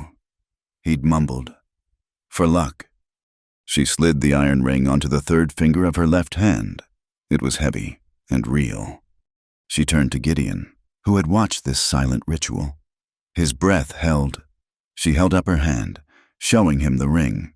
Her eyes were clear, steady, and full of a love that was as tough and resilient as the land they stood on. "Chosen," she said, her own voice, her own answer.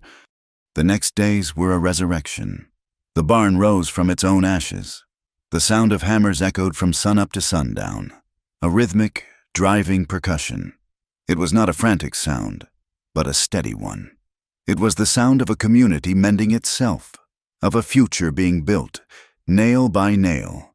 It was the sound of a heart, irregular and feverish, finding its proper, steady beat. By the end of the week, a new, stronger frame stood against the sky. Shadow, the horse, had returned, drawn by habit and the sound of Gideon's low whistle. The nights were their own.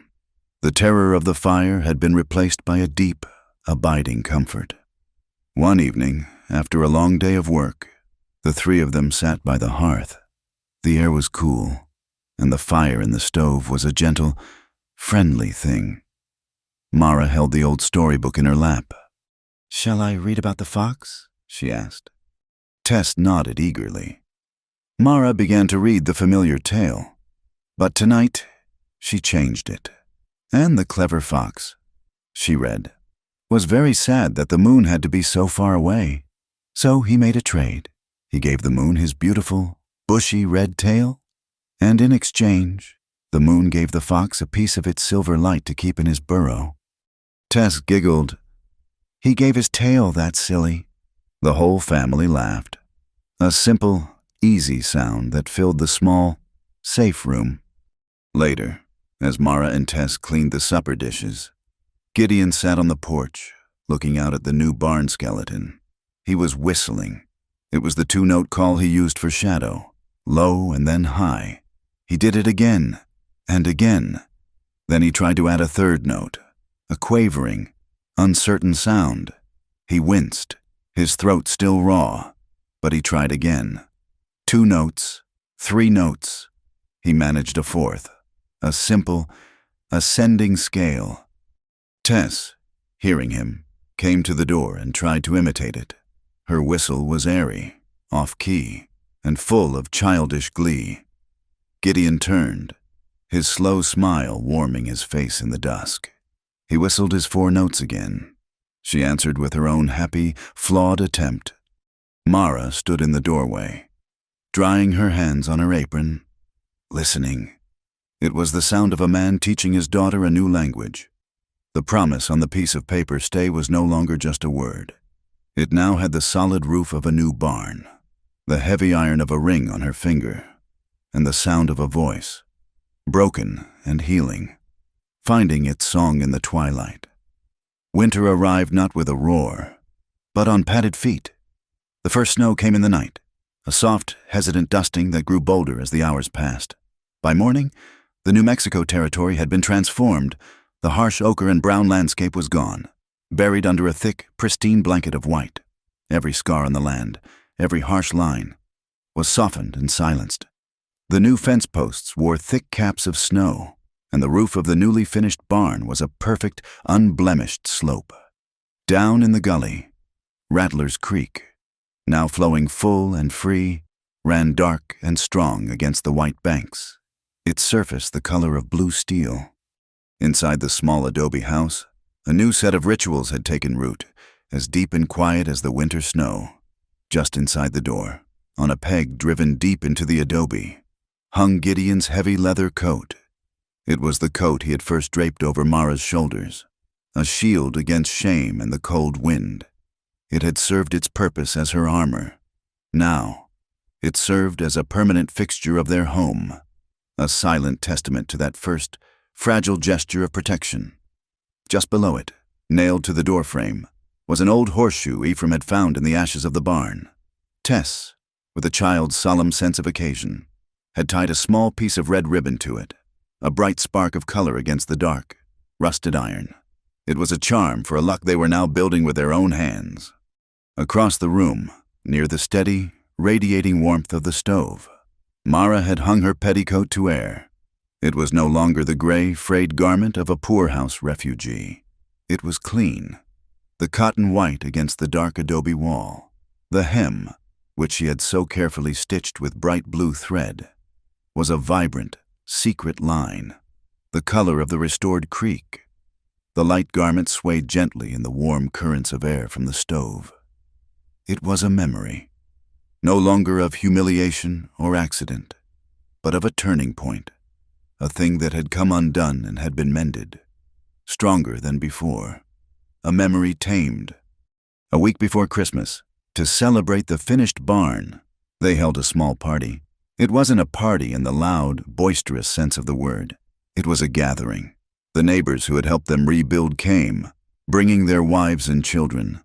They crowded into the small house, their presence a warmth that had nothing to do with the fire in the stove, the air filled with the scent of Mara's cornbread and molasses cake, of fresh coffee and melting snow from damp coats. There was a quiet, unspoken purpose to the gathering. It was an apology, delivered not in words but in presence. The 5 years of isolation Gideon had endured were a ghost in the room, but a ghost that was now, finally, being laid to rest. The men who had once looked away from him now met his gaze and nodded. The women who had whispered about his past now complimented Mara's baking and smiled at Tess. They told stories, not of the fire or the hearing or the hardships. They told older stories, tales of hard winters and good harvests, of foolish mistakes and lucky escapes. They were weaving Gideon and his new family back into the fabric of the community, one simple, shared memory at a time. Later in the evening, when the food was gone and a comfortable quiet had settled over the room, Reverend Harlan Pike, who had made a special trip out from Juniper Ford, took a small Jew's harp from his pocket. He sat on a stool by the hearth and began to play. The music was a simple, twanging, reedy sound, a lonely but hopeful melody that spoke of wide-open spaces and resilient hearts. In a pause between tunes, Commissioner Hayes, who had become a regular, welcome visitor, raised his coffee cup. "To the dry lantern," he said, his voice gruff with emotion. "May its light never dim." "To the barn," another rancher added, "and to the hands that built it." They all looked to Gideon. He was sitting on the sea chest, the one that held Ayanna's drawings, with Tess leaning against his good knee. Mara stood behind him, her hand resting on his uninjured shoulder.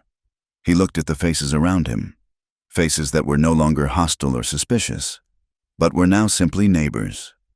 He took a deep, shuddering breath. He had been practicing, his whispered conversations with Mara and Tess growing stronger every day. Now, he wanted to speak to them all. He pushed himself to his feet. The room fell silent, the only sound the low hum of the Jew's harp fading into nothing. He looked at Mara, then at Tess. He looked around the small, crowded room, at the faces lit by the warm lamplight. "This house," he began. The words were a struggle, the sound still rough, like stones grinding together. but it was his voice. "This house is ours." It was a simple sentence, a declaration of ownership, of belonging, of a future. It was everything he had fought for, everything he had lost and found again. The response was not loud. There was no whooping or hollering. It was something far more meaningful. It was a soft, warm wave of applause, the sound of calloused hands clapping in quiet. Profound respect. Ephraim Cole wiped a tear from his eye with the back of his hand. Long after the last wagon had rumbled away, after the dishes were washed and the house was set to rights, a deep, peaceful quiet descended. Tess was asleep on her cot, her small hand curled around the string of blue glass beads, a tangible link to a mother she would never know, now a treasured part of a new life. Outside, the snow had started again, soft, fat flakes drifting down in the darkness, piling up on the windowsill. Mara stepped out onto the porch, breathing in the cold, clean air. The world was utterly silent, save for the soft, steady, liquid murmur of Rattler's Creek, a sound that was now a constant, reassuring presence, the quiet voice of the land itself. Gideon followed her. He came to stand before her, his expression serious in the pale, reflected light from the snow. For a long moment, he just looked at her, his eyes full of a history she was now a part of. And then he slowly, deliberately, knelt before her. He took the hem of her clean brown dress in his hand. He lowered his head and, through the simple, honest wool, he repeated the gesture from that chaotic, rain-lashed night in the barn. He pressed his lips to her knee. This time there was no storm, no fear, no accidental intimacy. This was a choice. It was a renewal of a vow made in chaos, now reaffirmed in peace. It was a kiss of unending respect, a silent promise that he would always, always honor the woman who had chosen to stay. Mara's breath caught in her throat. Her hand went to his head, her fingers sinking into his thick hair. She drew him to his feet. She stepped into his embrace, wrapping her arms around his neck, and pressed her forehead against his. They stood like that for a long time, two solitary figures who had found their center in each other, swaying slightly in the silent, falling snow. The fire in the stove cast a warm, orange-red glow through the window. Their two shadows, locked in an embrace, were thrown onto the far wall of the house. The shadows merged, becoming a single, indistinct form, and that form fell directly over the small, framed charcoal sketch that now hung on the wall, the drawing of a younger Gideon, a beautiful, dark-haired woman, and a baby. The shadows of the new family did not erase the old one. They overlaid it, joined with it, creating a new portrait of past and present, of love lost and love rebuilt. If anyone were to ask, if they could have looked into that small, warm house on that cold winter's night, when exactly this collection of broken, lonely people had become a family, the answer would have been elusive. It wasn't at this moment. It wasn't when she put on the iron ring. It wasn't even at their first kiss. It began in that first, quiet moment of shared humiliation in the yard, with the offer of a coat.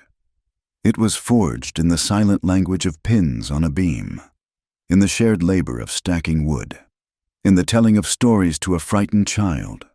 It was built in the choice to stay, and in the far more difficult choice to listen to each other, even when a voice had not yet returned.